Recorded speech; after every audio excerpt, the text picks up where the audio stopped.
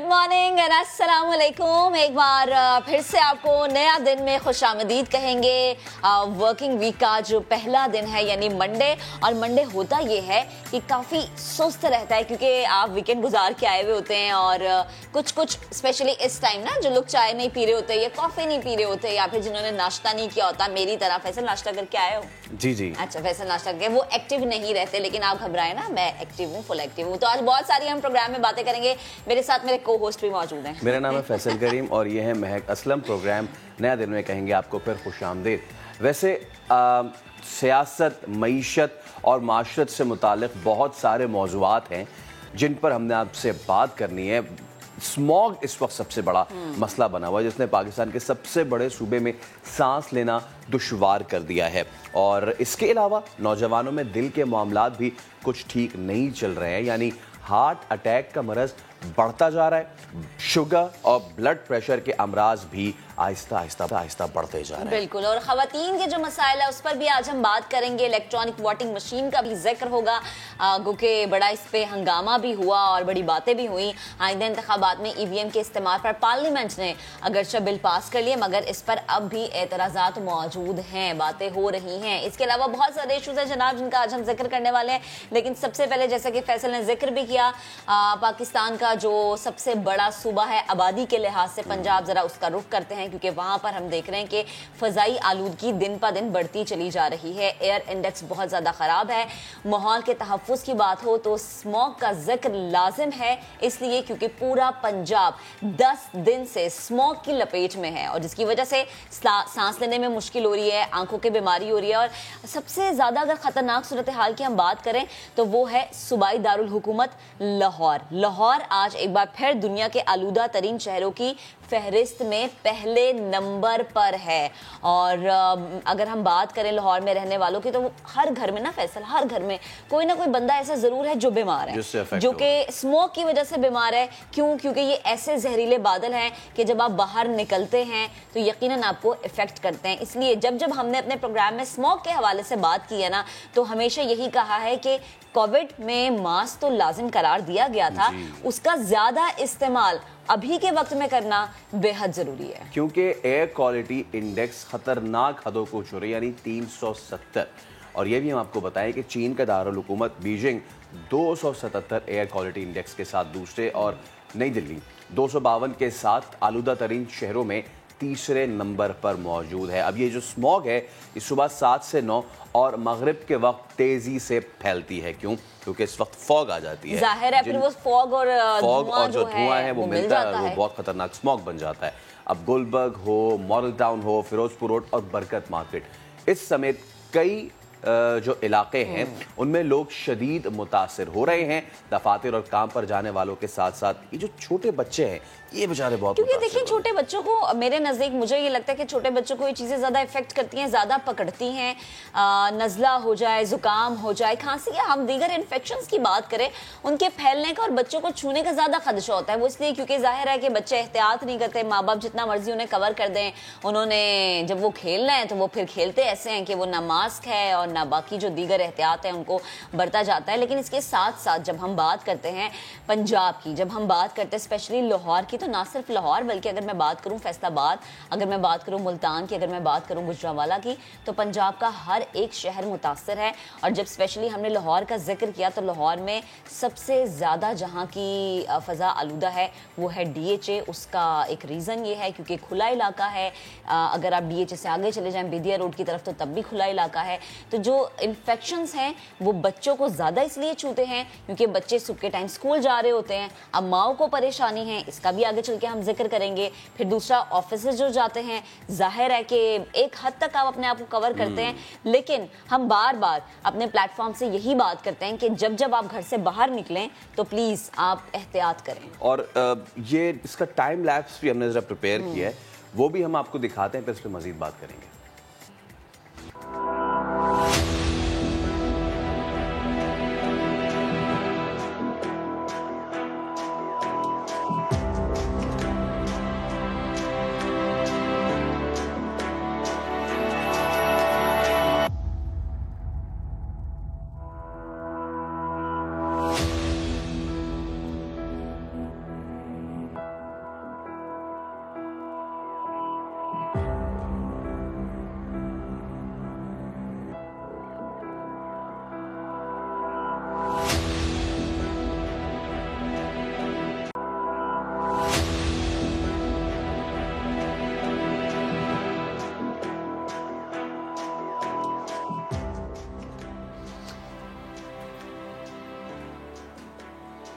तो ये हमने जो हम आपको दिखा रहे थे एरियाज, कलमा चौक हो गया, लिबर्टी हो गया, गुलबर्ग है, 1, 2, 3 DHA है, ये लाहौर का आप कोई भी इलाका उठा लें, इस वक्त सूरत हाल बहुत ज़्यादा बुरी है। और इसलिए अब ये प्लान भी किया जा रहा है कि 2022 के स्टार्ट में जो है वो आर्टिफिशियल रेन का भी इंतज़ाम किया जाएगा, क्योंकि जितनी बारिश होगी जितना सबको बैठ जाएगा ये। और ये ज़रूरी है क्योंकि हम देख रहे हैं कि किस तरह से लोग मुतासिर हो रहे हैं। तो इसी तमाम तरह मामले पर बात करने के लिए हमें ज्वाइन कर चुके हैं हसन खावर साहब, तर्जुमान हुकूमत पंजाब हैं। हसन साहब, बेहद शुक्रिया वक्त देने के लिए, गुफ्तगू करने के लिए। प्लीज़ फरमाइएगा, सर्दी की आमद पर स्मॉग एक संगीन मसला बन जाता है और ये नहीं कि ये हम फर्स्ट टाइम फेस कर रहे हैं। पंजाब वाले हर साल जो हैं इस चीज़ को देख रहे हैं। मेरी आसानी के लिए प्लीज़ ज़रा रहनुमाई कीजिएगा कि हम इस मसले का एक मुस्तकिल हल क्यों नहीं निकालते। देखें, इस मसले के कुछ तो हल ऐसे हैं जो हमें हर साल करने पड़ेंगे जब तक कि इसका मुस्तकिल हल नहीं निकलता। और हर सीज़न में हम जो करते हैं, ज़ाहिर है कि इंडस्ट्रीज़ के इंस्पेक्शन को सख्त करते हैं। स्टबल बर्निंग की मैंने बात की कि उसको हम उसकी रोकथाम करते हैं। इस दफ़ा हमने यूरो 5 फ्यूल की फरहमी को यकीनी बनाया लाहौर में 2 महीने के लिए। और इस तरह के बहुत सारे ऐसे स्टेप्स हैं जो हम ले रहे हैं। जो आपका सवाल है कि मुस्तकिल बुनियादों पर इसका हल क्या है, तो इसका जवाब बड़ा वाज़ेह है। और ये मुस्तकिल बुनियादों पे इसका हल तब होगा जब किसानों के पास इक्विपमेंट होगा कि वो फसलों को ना जलाएं। ठीक है। जब हमारी गाड़ियां जो सड़क पे चल रही हैं उनके इंजन की क्वालिटी और फ्यूल क्वालिटी बेहतर होगी, या हम इलेक्ट्रिक व्हीकल्स पे जाएंगे। जब हमारे पावर प्लांट जो हैं वो क्लीन फ्यूल यूज़ करेंगे, जब हमारा फॉरेस्ट कवर बढ़ेगा। और इस सिलसिले में मैं आपको बताना चाहता हूँ कि तहरीक-ए-इंसाफ की हुकूमत जो है वो वाहिद हुकूमत है जिसने इस मसले को मुस्तकिल बुनियादों पर हल करने के लिए काम किया है। हमारा जो 10 बिलियन ट्री सुनामी है वो इस सिलसिले में बड़ा अहम किरदार अदा करेगा।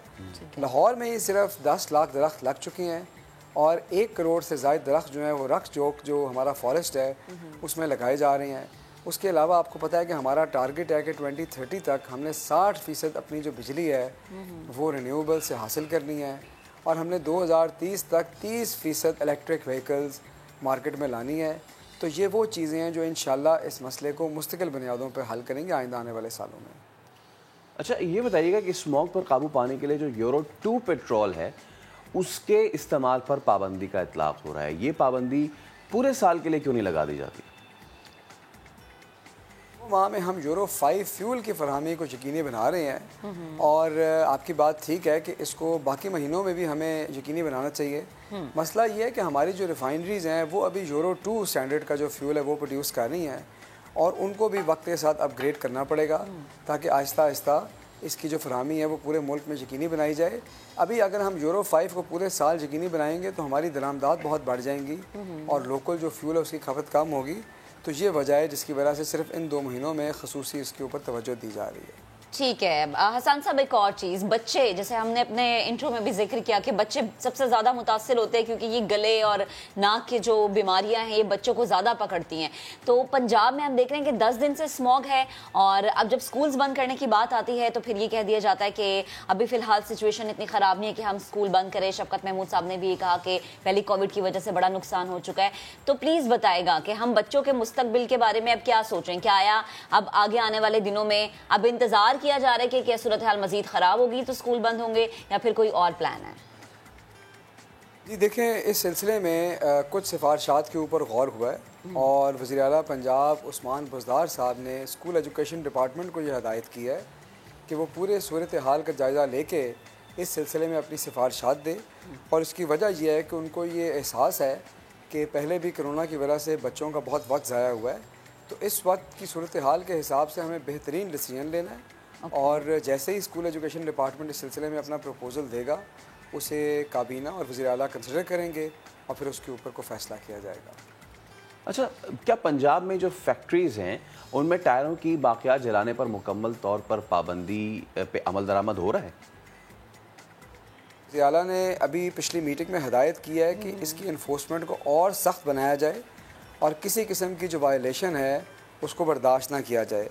उसके अलावा भी बहुत सारे और फ़ैसले किए गए हैं। एक फ़ैसला ये भी किया गया है कि लाहौर में ट्रैफिक को कम करने के लिए सरकारी जितने भी डिपार्टमेंट्स हैं वो अपनी गाड़ियों की जो मूवमेंट है उसको कंट्रोल करेंगे और 50% पे लाएंगे। स्कूल और कॉलेजों को ये कहा गया है कि वो वैनों और बसों का इंतज़ाम करें और उनकी जो ट्रैफिक है उसको भी 50% के ऊपर लाया जाए, और इसी तरह जो दफ्तरों में हाज़िरी है उसको भी 50% पे लाया जाए, ताकि ये कई काम होंगे तो इस सीज़न में कुछ ना कुछ इसमें इंशाल्लाह कमी वाक़या होगी। और उसके अलावा जो हमारी इन्फोर्समेंट है वो ना सिर्फ टायर बर्निंग बल्कि स्टबल बर्निंग पे, जो कूड़े को लोग आग लगाते हैं उसके ऊपर, ईंटों के जो भट्टे हैं जो अपने ब्लोअर बंद कर देते हैं उनके ऊपर, वो इंडस्ट्रीज़ जो अपने स्क्रबर्स नहीं चला रही उनके ऊपर, और धुआं छोड़ने वाली गाड़ियों के ऊपर, सब के ऊपर बहुत सख्ती से एनफोर्समेंट जारी है। ठीक है हसन साहब, बेहद शुक्रिया गुफ्तगू करने के लिए, और जो जो आप बता रहे इकदाम, आई होप कि ये इकदाम हों और हम नेक्स्ट ईयर ज़्यादा वर्स्ट कंडीशन पंजाब में ना देखें। इसी पर बात करने के लिए प्रोफेसर असद असलम साहब हमें ज्वाइन कर चुके हैं, सीनियर सर्जन है और स्पोक्स पर्सन है for Covid and dengue Punjab के। सर बेहद शुक्रिया गुफ्तगू करने के लिए, वक्त देने के लिए। प्लीज़ ज़रा मुझे बताएगा, सबसे पहले अगर मैं स्मॉग के हवाले से बात करूँ कि पंजाब इस वक्त सबसे ज़्यादा मुतासर हो रहा है, और पंजाब का जो दिल है लाहौर जिसे हम कहते हैं, वहां पर तो सूरत हाल बहुत ज्यादा खराब है। आगे आने वाले दिनों में हम मजीद क्या उम्मीद लगा सकते हैं? और जो बीमारियां फैल रही हैं जैसे नज़ला है या गला खराब है, या हर घर में हम देख रहे हैं लाहौर में कि कोई ना कोई बीमार हमें नजर आ रहा है, तो प्लीज जरा इस पे कमेंट कीजिएगा। जी बिस्मिल्लाहिर्रहमानिर्रहीम। देखिए, स्मॉग जो है बेसिकली जो फॉग और स्मोक और केमिकल फ्यूम्स का मिक्सचर है, और इसकी जो बुनियादी वजूहात हैं उनमें हम सब ऑटोमोबाइल जो एग्जॉस्ट हैं वो सबसे बड़ी वजह है। इसके अलावा इंडस्ट्रीज का धुआं और बाकी जिस तरह आपको मालूम ही है कि जो जो एनवायरमेंटल पोल्यूशन की हैं, इसमें बेसिकली 5 किस्म के एलिमेंट्स होते हैं। सल्फर होता है, ओजोन होता है, पार्टिकुलेट मैटर्स होते हैं, और क्या नाम है उसका नाइट्रोजन ऑक्साइड होती है, लेड होता है, और क्या नाम है उसका कार्बन मोनोऑक्साइड। तो बुनियादी तौर पर ये सारे जो पॉल्यूटेंट्स हैं ये सारे जब मिलते हैं फॉग के साथ मिलके स्मॉग बना देते हैं, और ये बहुत इरिटेंट है। ये रेस्पिरेटरी डिजीज करते हैं, हार्ट में एरिथमिया कर देते हैं, स्किन प्रॉब्लम कर देते हैं, आंखों में एलर्जी पैदा कर देते हैं। इन सब को रोकने की जो बेसिकली प्रिवेंशन का इसका हल है, और उसके प्रिवेंशन के लिए जैसे कि पहले आपको बताया करने के हुकूमत ने बाकायदा ऑर्डर इशू कर दिए हैं, जुर्माने कर दिए हैं धुएं वाली गाड़ियों पर, धुआं देने वाली फैक्ट्रीज पर और जो भट्टों पर। इसके अलावा गाड़ियों की जो डिपार्टमेंट्स में उनको 50% उन्होंने कहा कि ऑन रोड लेके आए। तो ये सब चीजें, लेकिन इस चीजों से बचने के लिए शहरियों को कुछ एहतियाती तदाबीर इख्तियार करनी पड़ेंगी।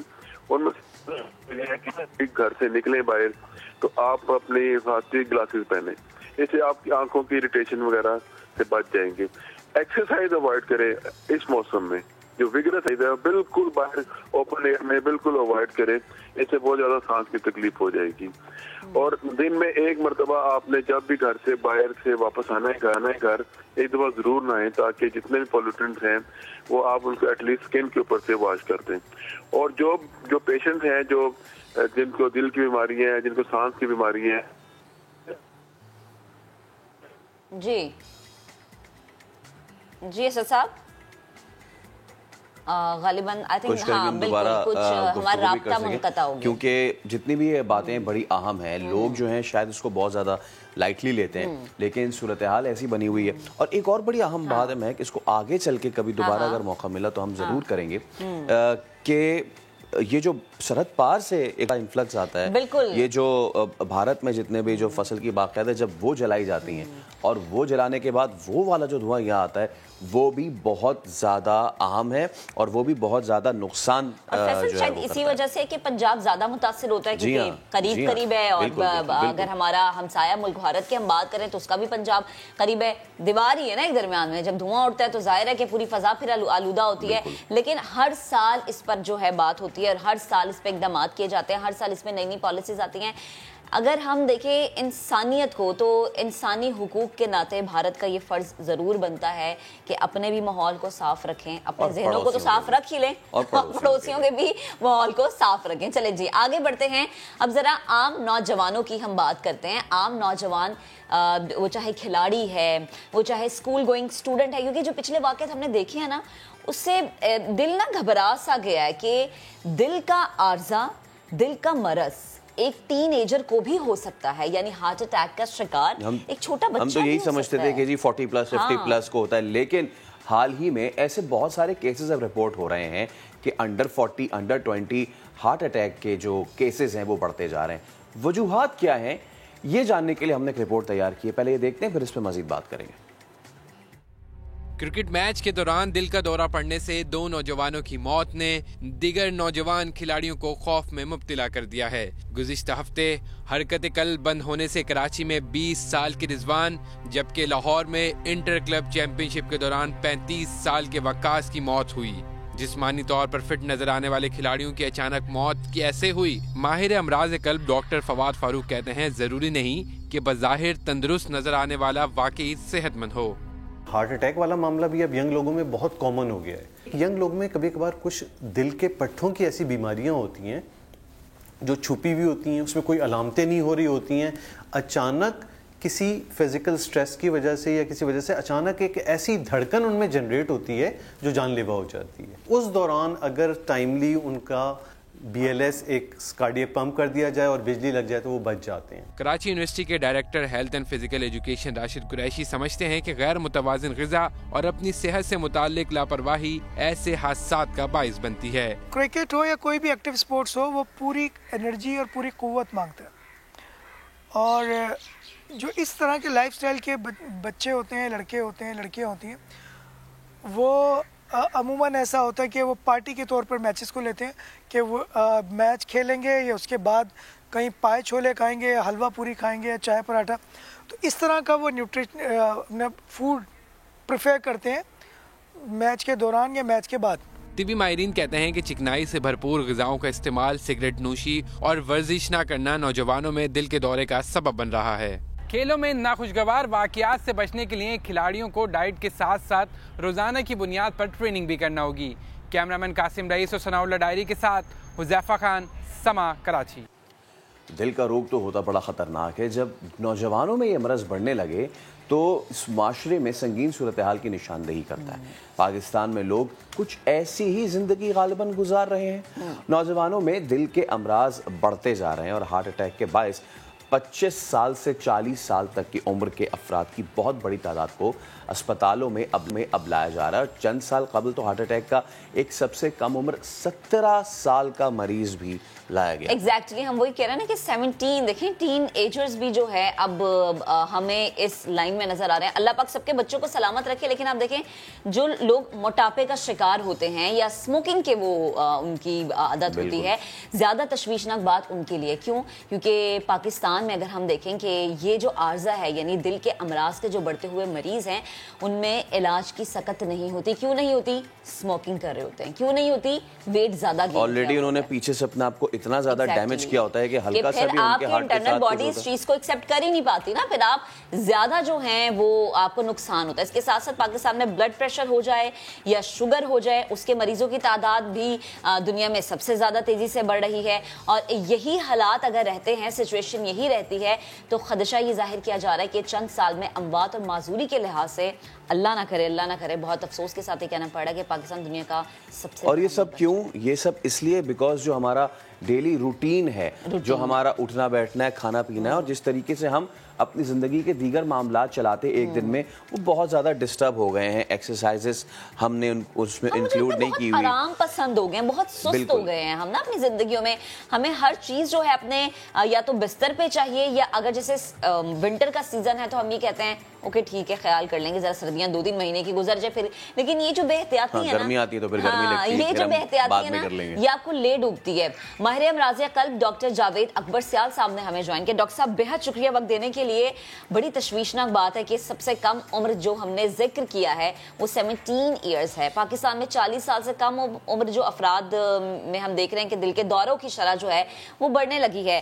40 बड़ी एक नॉर्मल सी एज है कि हम कहते हैं कि अच्छा ठीक है 40 है, 40 भी क्रॉस नहीं किया आपने, आप बड़े एक्टिव हैं और आप अपनी जिंदगी को बड़े अच्छे तरीके से आगे लेके चलते हैं। लेकिन जो सिचुएशन हम इस वक्त जिसका जिक्र करें बड़ी अलार्मिंग है। प्लीज जरा आसानी के लिए समझाएगा कि ऐसा क्यों है? बिस्मिल्लाहिर्रहमानिर्रहीम। सबसे पहले तो मैं शुक्रिया अदा करूंगा समा न्यूज़ का, जिन्होंने मुझे दावत दी अपने प्रोग्राम में आने के लिए। तो अब मैं आऊँगा आपकी सवाल की तरफ जी, कि पाकिस्तान, ना सिर्फ पाकिस्तान में बल्कि पूरी दुनिया में ये जो डिजीज़ हम समझते थे पहले कि ओल्ड एज की डिजीज़ है या 40 या 50 साल के बाद लोगों को ये अफेक्ट करती है, अब ये यंगर जनरेशन में आना शुरू हो गई। उसके क्या असबाब हो सकते हैं? सबसे पहले ये कि हमने अपनी जो प्रॉपर चीज़ें हैं, जो रिवायात हैं, उनको छोड़ दिया है। उसमें दो चीज़ें ख़ास हैं। सबसे पहले हमारा intake, calorie intake, food, junk food की तरफ, रेडी टू कुक फूड की तरफ चले गए हैं, तो हमारी खाने की आदतें वो बिल्कुल ठीक नहीं रही। दूसरा, जिन कामों से हम अपनी कैलोरीज बर्न करते हैं, मतलब जो हम एनर्जी इंटेक करते हैं, उसको जब इस्तेमाल करते हैं वो कम होने लगी हैं। जैसे अभी आप देखेंगे कि आपको सड़क पे चलते हुए लोग बहुत कम नज़र आएंगे। हमने साइकिलिंग करना छोड़ दिया है, ख़ास करके ऐसे शहर में जहां हम रह रहे हैं। ये दुनिया के शहरों में से आप देखेंगे कि उस तरह की सहूलियत वॉक करने की, साइकिलिंग करने की, कैलोरीज बर्न करने की वो नहीं है। दूसरा, हमारी तरफ से, मतलब हमारी इन टर्म्स ऑफ जो गवर्नमेंट की तरफ से उस तरह की आगाही, और ये हमारी रिस्पॉन्सिबिलिटी भी है कि हम आवाम को आगाह करें। तो इन चीज़ों की वजह से जो डिज़ीज़ पहले ओल्ड एज में हो रही थी, अब यंगर एज में होना शुरू हो गई है। उसके अलावा जो एक बहुत अहम वजह है तंबाकू का इस्तेमाल। आप देख रहे हैं कि यंगस्टर्स में, हमारे जो स्कूल गोइंग हैं, जो कॉलेज गोइंग लोग हैं, वो स्मोकिंग, पान, गुटखा, छालिया और डिफरेंट तरीके से वो इस तंबाकू का इस्तेमाल बहुत ज़्यादा हो गया है। तो उसकी वजह से ये यंग ऑनसेट और छोटी उम्र में जो हार्ट की बीमारियों का आना बहुत आम सी बात हो गई। अच्छा, हमने ये भी सुना है कि जितनी यंग एज में दिल का दौरा पड़ेगा उतना ही खतरनाक और जानलेवा साबित हो सकता है, ये क्यों? एक चीज़ अगर हम साइंस की बात करें तो हार्ट अटैक में 3 out of 10 people will die within 1 hour. ये यहाँ पे नहीं बल्कि पूरी दुनिया में 10 में से 3 लोग ऐसे होते हैं जो अस्पताल तक भी नहीं पहुँच पाते। और आप खुद समझ सकते हैं, आपके डेफिनेटली आपके एक्सपीरियंस या नॉलेज में ऐसी बात होगी कि आदमी बिल्कुल मज़े से बैठा था और एकदम से फिर विद इन 1 आवर, जिसको सडन कार्डियक डेथ कहते हैं, वो होता है। अब वो तो हर एज में होता है कि उसकी एज कोई बहुत ज़्यादा डिफाइन नहीं हुई। उसके बाद जो 70% पेशेंट हैं जो उस फेज़ में नहीं है, जो हॉस्पिटल तक पहुंच जाते हैं, वहाँ पे हमारा रोल आता है। हमारा मतलब कार्डियोलॉजिस्ट का रोल आता है, हॉस्पिटल का रोल आता है, प्रोसीजर्स का रोल आता है। और उन्हीं 70% में टाइम जब इम्पॉर्टेंट इस तरह से कि मुझे ये बड़ा फ़ख्र महसूस हो रहा है यहाँ बात करते हुए। मेरा ताल्लुक भी national institute of cardiovascular disease से है, जिसकी 10 हॉस्पिटल इस वक्त सिंध के मुख्तलिफ एरिया में काम कर रहे हैं। वहाँ पे हमारे ट्रेंड लोग हैं और ये ट्रीटमेंट का बेहतर इलाज है पूरी दुनिया में कि हार्ट अटैक वाले की एंजियोप्लास्टी कर दी जाए। कितना जल्दी कर दी जाए तो इंटरनेशनल स्टैंडर्ड ये है कि with in 90 minutes first medical contact, मरीज़ हमारे मिट्टी के सेंटर में आया और डॉक्टर ने देखा, उसने कहा इसको रात में 3 बजे एंजियोप्लास्टी की ज़रूरत है, तो सारी चीज़ें एक्टिव होती है, हमारा डॉक्टर पहुंच जाएगा और 90 मिनट्स के अंदर उसकी शरीयान खुलनी चाहिए। ये स्टैंडर्ड है और उसको फॉलो करना चाहिए। ठीक। अच्छा डॉक्टर साहब, जो हम चीज़ें बता रहे हैं कि आप या तो तंबाकू नोशी का इस्तेमाल ज़्यादा बढ़ गया है, लोगों की रूटीन सही नहीं रही, डाइट भी ख़राब हो चुकी है, ये तो एक जनरल चीज़ें होगी ना कि इसकी वजह से इन चीज़ों में बड़ा इजाफा हो रहा है। अगर हम स्पेसिफिकली पाकिस्तान की बात कर लें तो ब्लड प्रेशर और शुगर के मरीजों की तादाद भी जो है सबसे ज़्यादा तेज़ी से बढ़ रही है पाकिस्तान में। इसका रीज़न क्या समझते हैं आप? बिल्कुल, ये चैनल पे मैं ये ज़रूर बताऊंगा कि पाकिस्तान में कम से कम शुगर की तादाद तो बहुत तेज़ी से बढ़ रही है और रिसेंट जो डेटा है उसमें हम 1/3 पे हैं। लेकिन अगर पॉपुलेशन तीसरे नंबर पे, चाइना और इंडिया के बाद, अगर पॉपुलेशन के तवसत से बताएं तो हम फर्स्ट नंबर पे हैं। अगेन ये दोनों चीज़ें, इनको हम नॉन कम्युनिकेबल डिजीज़ कहते हैं, एक दूसरे से लोगों में नहीं लगती, लेकिन बहरहाल मौरूसी या जेनेटिक्स में चलती हैं। और अगेन अगर हम बात पे आएंगे कि ये सिंपल है कि हम डिपॉजिट करेंगे उतना खर्च भी करेंगे, मतलब हम खाएंगे, जंक फूड खाएंगे, हम कैलोरीज बहुत ज़्यादा इस्तेमाल करेंगे और उसको खर्च नहीं करेंगे तो definitely ultimately this thing will go bad और डायबिटीज़ उसकी वजह से होती है, और कुछ स्ट्रेस की भी ज़रूर है। हमारी लाइफ में स्ट्रेस बहुत हो गया है, आपको बेहतर पता है, आप जाते हैं लोगों से मिलते हैं, तो स्ट्रेस का बहुत इम्पॉर्टेंट इफ़ेक्ट है हाइपरटेंशन पे, शुगर पे, और हमारी जो आदतें हैं या जिस तरह से आजकल हमारा रहन सहन है।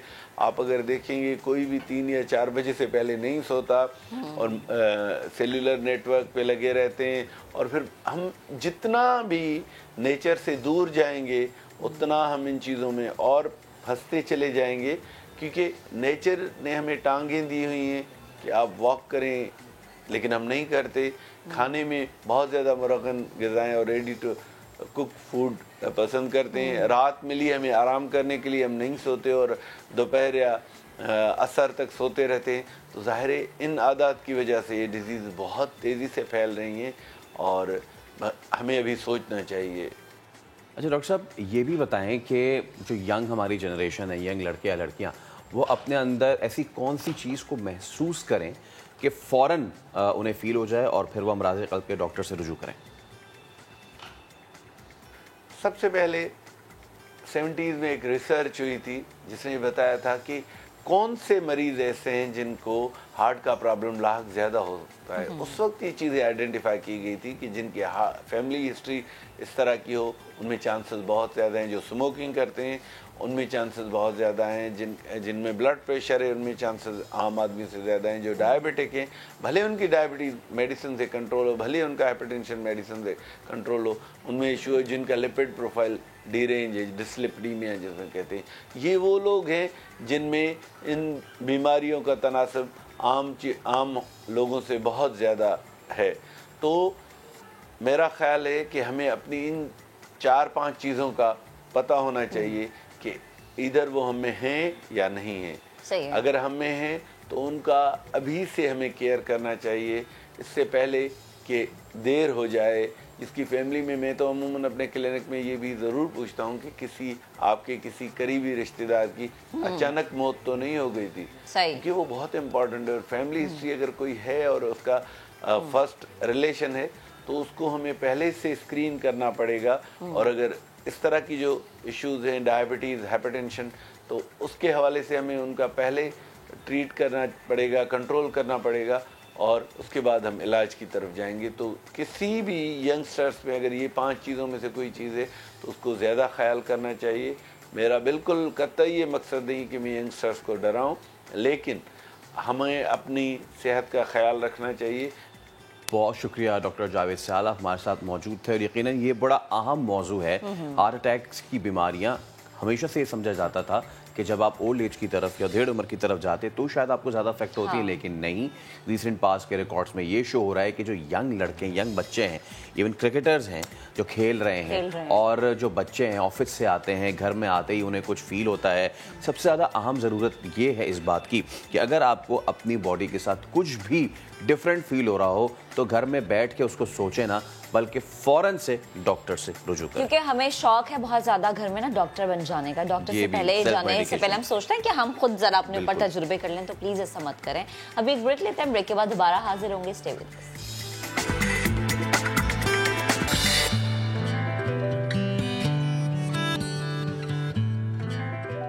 Welcome back. वैसे हम चाहते हैं कि हम बिल्कुल स्टार्ट में मॉर्निंग का आगाज जो है बड़ी अच्छी अच्छी खबरें दें, लेकिन हमें बड़े ही माजरताना अंदाज में कहना पड़ा। माजरताना सही कहा है, हम माजरत करते हैं इसलिए भी, लेकिन आगे बढ़ते हैं। आवाम के लिए बुरी खबर है, वो ये कि बिजली 1 माह के लिए ₹5.25 फी यूनिट महंगी की जाए। सेंट्रल पावर परचेजिंग एजेंसी ने नेपरा को बिजली महंगी करने की दरखास्त दे दी है। मजीद बात करेंगे अपने नुमाइंदे वहाब कामरान से। वहाब, आगा कीजिए।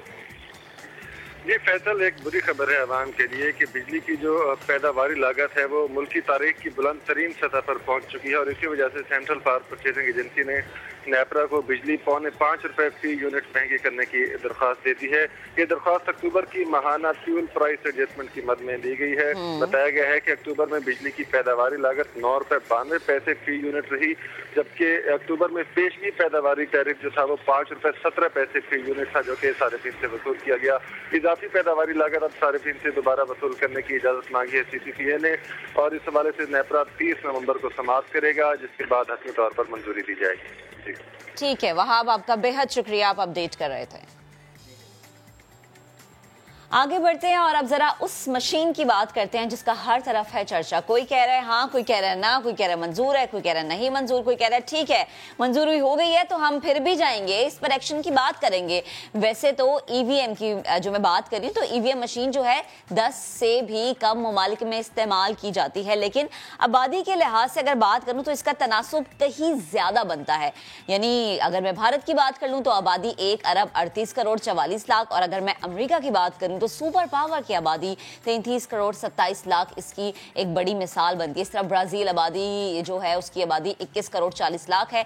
फिलिपीन की जो आबादी है वो 11 करोड़ 10 लाख, और वेनेजुएला आबादी के लिहाज से 2 करोड़ 87 लाख की जो है वो तनासुब आबादी रखता है। और बेल्जियम जो है अब की आबादी 1 करोड़ 16 लाख है, और मुत्तहदा अरब अमारात की जो आबादी है वो 95 लाख बनती है। तो यानी कि कुछ आबादियां मैं भी बता देता हूँ। एस्टोनिया आबादी के लिहाज से 13 लाख। अब यहाँ इलेक्ट्रॉनिक मशीन से वोट डाले जाते हैं। इन तमाम मुल्कों की आबादी तकरीबन कितनी बनती है? 2 अरब 9 करोड़, जो दुनिया की 7 अरब 80 करोड़ आबादी का 26% है। दूसरी जानिब कई ममालिक ऐसे हैं जिन्होंने EVM को अपनाने या आजमाने के बाद छोड़ दिया है, तो इस सब पे हम बात करेंगे। हमारे साथ मौजूद हैं साबिक secretary election commission Kanwar Dilshad साहब।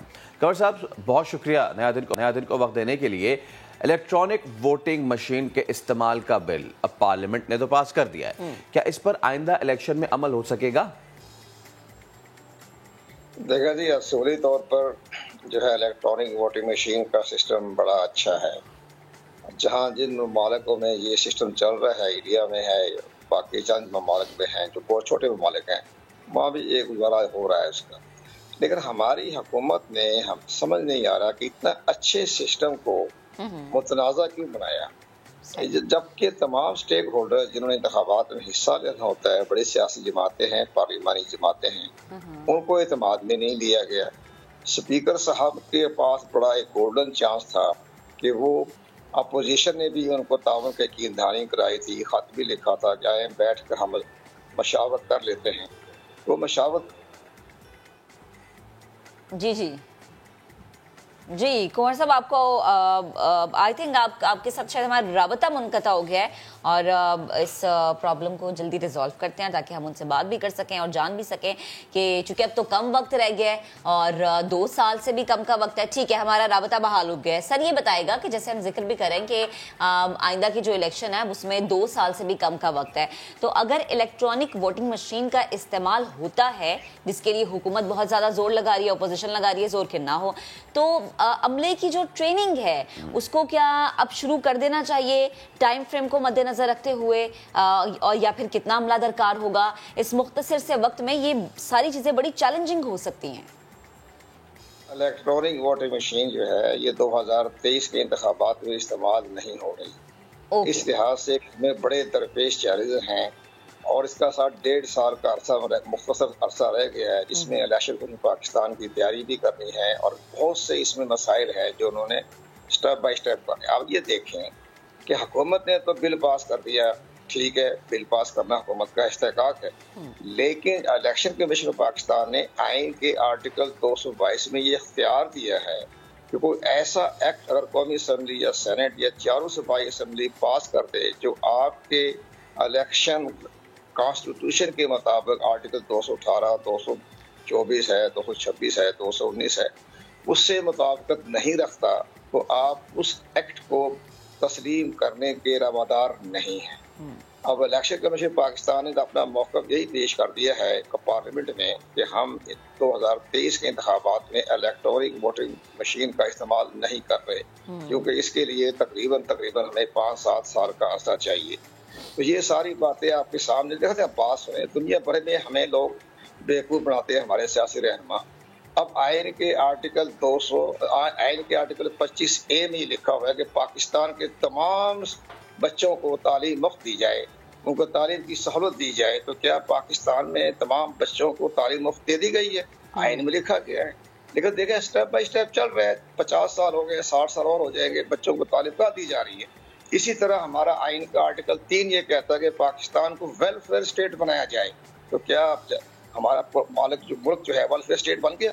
कानून बन जाते हैं, आइन में लिखा जाता है, ठीक है, स्टेप बाय स्टेप काम होते हैं। बिल्कुल बिल्कुल। अब कानून बन गया है, अब इलेक्शन कमीशन पाकिस्तान को 4 साल 5 साल 10 साल बाद Aahista Aahista step by step इसको लेके आगे चलेगा। जैसे इंडिया ने 25 साल लगाए हैं, तो हमें कम से कम 10 साल चाहिए। इसको तमाम आहिस्ता स्टेप बाय स्टेप करना, आवाम को आगाह करना, तरीका बताना, सिस्टम अच्छा है, लेकिन तरीके के मुताबिक ये नहीं होता कि आपने कानून साजी कर ली तो रातों रात ही जो है पूरा सिस्टम तब्दील कर दिया जाए। ये नहीं होता, स्टेप बाय स्टेप होता है ना। अब कल को ये गवर्नमेंट चली जाएगी, 18 अगस्त को फारिग हो जाएगी, तो केयर टेकर गवर्नमेंट आएगी, तो जो सारी जिम्मेदारी जो धांधली होगी, गड़बड़ होगी, बेकायदगी, बेज़गाती, वो इलेक्शन कमीशन पे आ जाएगी। तो लिहाजा ये इलेक्शन कमीशन वो नहीं है जो 2018 में है। ये सारी सूरत हाल को गौर कर रहा है आइन और कानून के मुताबिक। तो इन्होंने अपना कौमी असम्बली मौका पेश कर दिया है सेक्रेटरी इलेक्शन कमीशन ने कि जनाब ये 2023 में इलेक्ट्रॉनिक वोटिंग मशीन के जरिए इंतखाब नहीं हो रहे। ओके कुमार साहब, लास्ट में क्विकली मैं पूछना चाहूंगी, टाइम बहुत कम है माजरत के साथ, प्लीज मुझे बताइएगा कि अगर जैसे कि आप कह रहे हैं कि नहीं होगा, लेकिन जब भी इलेक्ट्रॉनिक वोटिंग मशीन का इस्तेमाल होता है तो रफली क्या आइडिया आपका, कितना बजट दरकार होगा? 2.25 खरब रुपए है जी। इस पर इलेक्शन कमीशन पाकिस्तान ने जो हुकूमत को तस्मीरा पेश किया है उसमें कहा है कि 2.25 खरब रुपया खर्च होना है, क्योंकि 8 लाख इलेक्ट्रॉनिक वोटिंग मशीन आनी है। इसके बाद दीगर तमाम मामला होने, हेलीकॉप्टर आने हैं, वेयर हाउस बनने, एयर कंडीशन तमाम कमरे बनने हैं, 4 लाख IT के एक्सपर्ट होने हैं, 13 लाख इलेक्शन कमीशन का अमला होना है। ये सारी चीजें जो नजर आ रही है तो उस पर पाकिस्तान का उससे ये तो कम से कम नजर आ रहा है कि गालिबन 2023 के शायद ये इस्तेमाल ना हो पाए। लेकिन एक चीज़ का आगाज़ हुआ है, अब देखना ये है कि क्या हुकूमत जो कह रही है कि जी हम तो इसको अगले इलेक्शन में इस्तेमाल करेंगे, क्या वो इसको इस्तेमाल करवा पाएगी, क्या इस पर अमल दरामद करवा पाएगी, या फिर जैसे कि अपोजिशन भी कह रही है, जैसे कुंवर दिलशाद साहब ने कहा कि इस नहीं हो सकती, क्योंकि बहुत सारे जितने भी उज़र है वो सारे उन्होंने पेश कर दिए। ठीक है, चले अभी एक ब्रेक लेते हैं, ब्रेक के बाद दोबारा हाजिर होंगे, हमारे साथ रहिएगा।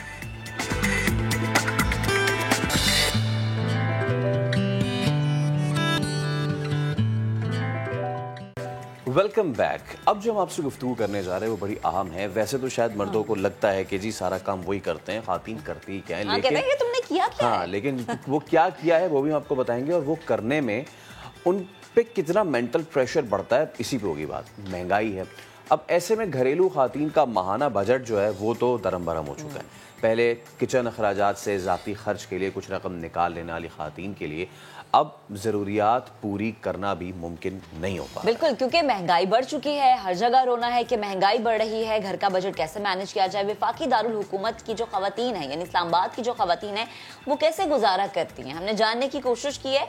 हमारी नुमाइंदा अरहम खान ने भरपूर तरीके से इस कोशिश में हमारा साथ दिया है, तो अरहम से जान लेते हैं। अरहम जी बताइएगा। वज़ीर ख़ज़ाना तो साल में एक दफ़ा बजट बनाते हैं, लेकिन घरेलू ख़वातीन को हर रोज़ बजट का हिसाब किताब रखना होता है। महंगाई के मौजूदा तूफान में आखिर घर का बजट चल कैसे रहा है, खरीदारी करने निकली ख़वातीन से चलकर पूछते हैं। ज़मीन आसमान का फ़र्क आया है। जो पहले हम चीज़ें ले लिया करते थे ना, उसमें कुछ भी नहीं आता, बहुत महंगाई हो गई है। इमरान खान ने बहुत महंगाई कर दी। तो बाजार में है ना 4000 तो कहीं भी नहीं गए हुए हैं। पहले 2500 में भी चीज़ें आ जाती थी सारी। सौदे में से पैसे बचा के कपड़े ले लेते थे ना, अब उस हिसाब से पैसे नहीं बचते। ये कपड़े तो इस दफ़ा के दोनों सीजन्स के ही नहीं बनाए।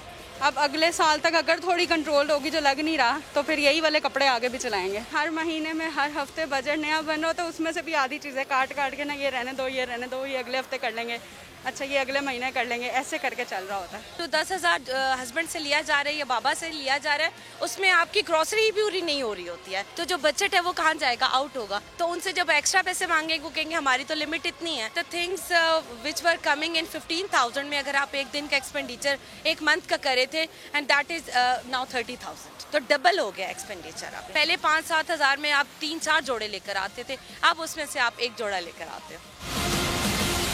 घर का बजट इंतहाई खराब हो गया है और हर बंदा एक दूसरे से लड़ झगड़ रहा है क्योंकि खर्चे पूरे नहीं हो रहे, आमदन है नहीं, तनख्वाहें वही हैं और खर्चे हद से ज़्यादा बढ़े हुए हैं और आपस में लड़ाई झगड़े हो रहे हैं घरों में।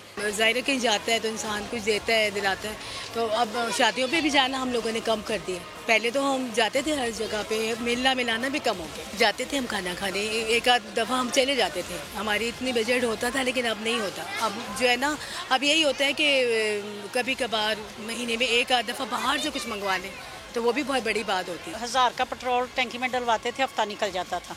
अब 3 का भी डलवाएं तब भी नहीं, 5 दिन भी नहीं गुजरते। थोड़ा सा तो मिलता है ना, चीनी घी हर चीज़ ही महंगा हो गया, खरीदने से भी पहुंच से भी दूर हो गया। बच्चे महीने बाद 2-3 सूट ले आते थे, अब 4 महीने बाद 1 सूट लेके आते हैं, वो भी कभी देख के ही आ जाते हैं वापस। महंगाई से यूं तो सभी मुतासिर हैं, लेकिन महंगाई का शिकार खवातीन का कहना है कि जूती कपड़े का बजट भी घर की ज़रूरियात पूरी करने पर लग जाता है। कैमरामैन राहिल कुरैशी के साथ अरहम खान, समा, इस्लामाबाद। तो महंगाई ने आवाम को परेशान कर दिया है और हर शख्स जो है अब ये कहता हुआ नजर आता है कि चीज़ें कैसे मैनेज की जाए। ऐसे में एक खातून खाना जिसके कांधों पर बहुत बड़ी जिम्मेदारी होती है कि घर के अखराजात को मैनेज करना है, बच्चों की फीस भी देखनी है, गैस की जो कमी है, यानी अब हम देखते हैं ना कि सर्दियों में गैस की लोड शेडिंग हो जाती है तो वो गरम गरम परौंठे जो होते हैं ना वो मिलते नहीं है, गर्मियों में भी होने लग जाती है। अच्छा, फिर दूसरा अब स्मोक का भी सीजन है तो बच्चों को कवर कैसे रखना है, साथ साथ बच्चों को और मियाँ साहब को खुश भी रखना है और उनकी ख्वाहिशात का ख्याल भी रखना है। इस सबसे पर्दा उठाने के लिए हमारी नुमाइंदा आयशा अता ने एक खातून खाना से गुफ्तगू की है, रिपोर्ट तैयार की है, आपको दिखाते हैं, फिर इस पे बात करते हैं। घर की 4 दीवारी में रहते हुए सिन्फे नाजुक के नाजुक कंधों पर बहुत सी जिम्मेदारियों का बोझ होता है। इन्हें बहुत से मसाइल का सामना भी करना पड़ता है। एक खातून को घर में रहते हुए कौन कौन सी प्रॉब्लम्स को फेस करना पड़ता है, चलिए आज आपको बताते हैं।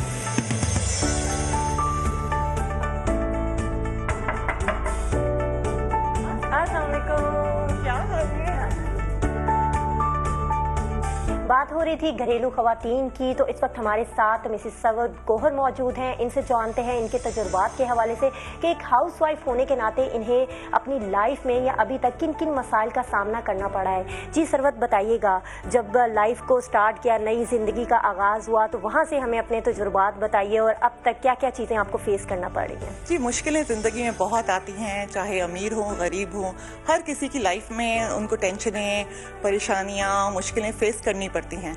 और मैंने भी अपनी लाइफ में बहुत मुश्किलें भी उठाई हैं, अच्छा टाइम भी बहुत देखा है अल्हम्दुलिल्लाह। और जब शादी होती है तो आपको पता है कि सास के मूड देखो, ससुर के देखो, नंदों के देखो, और घर में हर किसी के मूड्स के ऊपर ही चलना पड़ता है क्योंकि एक नई लाइफ आपने गुजारनी होती है, नया घर होता है, तो मुश्किलें तो आती हैं।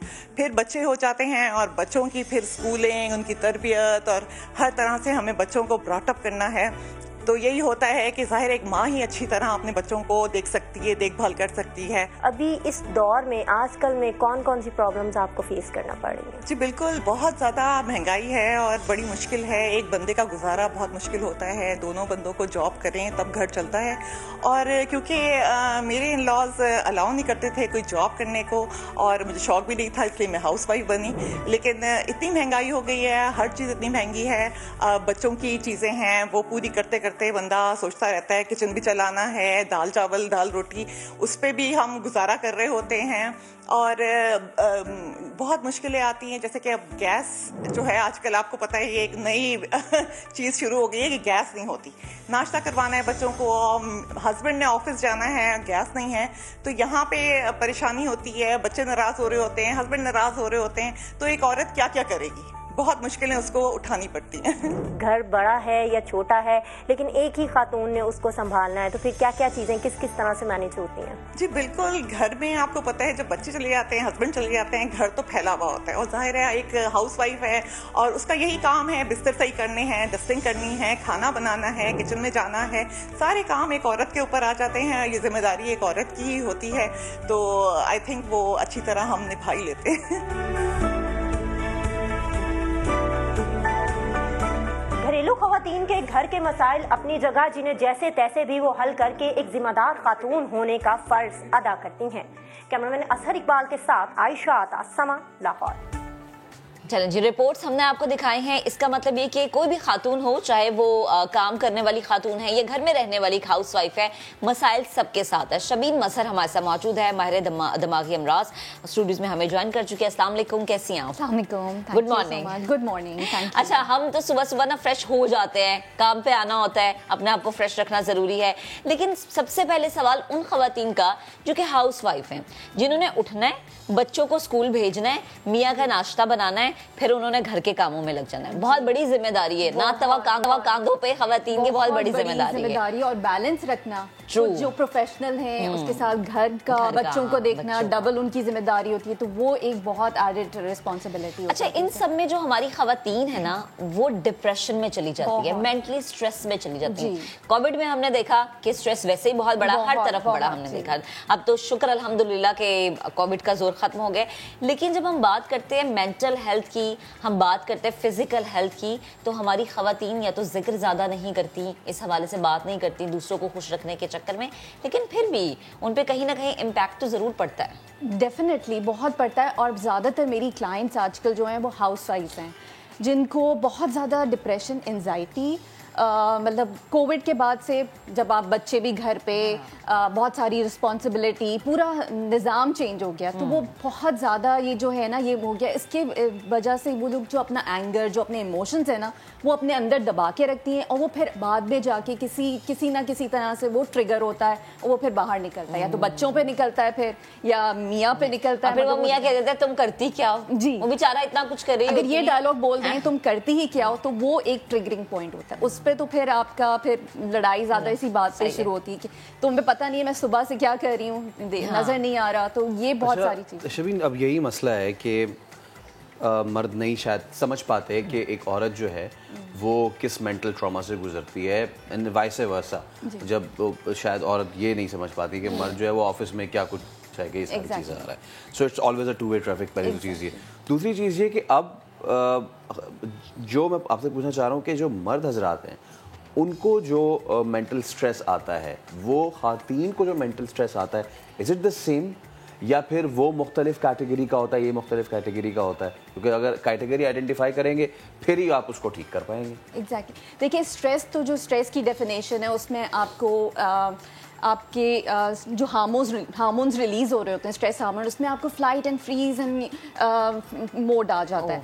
उसके वो दोनों का एक ही तरह के होता है। आपका डिफरेंट है कि किसी तरह से उनकी जो स्ट्रेस लेवल्स है, उनकी जो स्ट्रेस ट्रिगर्स हैं, उनको वर्क प्रेशर्स हैं, उनको कमाना भी है, फाइनेंशियल प्रेशर्स हैं, रिलेशनशिप को भी मेंटेन रखना है, वो एक डिफरेंट एडेट है। प्लस फीमेल्स का जो है उनको बच्चों को देखना है, बच्चों की रिस्पॉन्सिबिलिटीज़ हैं, फिर घर को देखना है, फिर इन लॉज को देखना है, फिर हस्बैंड की चीजें। तो ये सारी जो चीजें, ये उनका एक वो है, दोनों एक दूसरे का समझ नहीं पाते, फिर बात भी नहीं होती, और कम्युनिकेशन टाइमिंग का बहुत क्लैश आता है। एग्जैक्टली, कम्युनिकेशन गैप आ जाता है। अच्छा, मुझे बताएं कि जैसे हम जिक्र करते हैं कि एक प्रोफेशनल खातून दफ्तर जाती हैं, जॉब करती हैं, फिर एक वो खातून जो कि घर में रहती हैं, जिन्होंने 24 घंटे अपने घर को देखना है।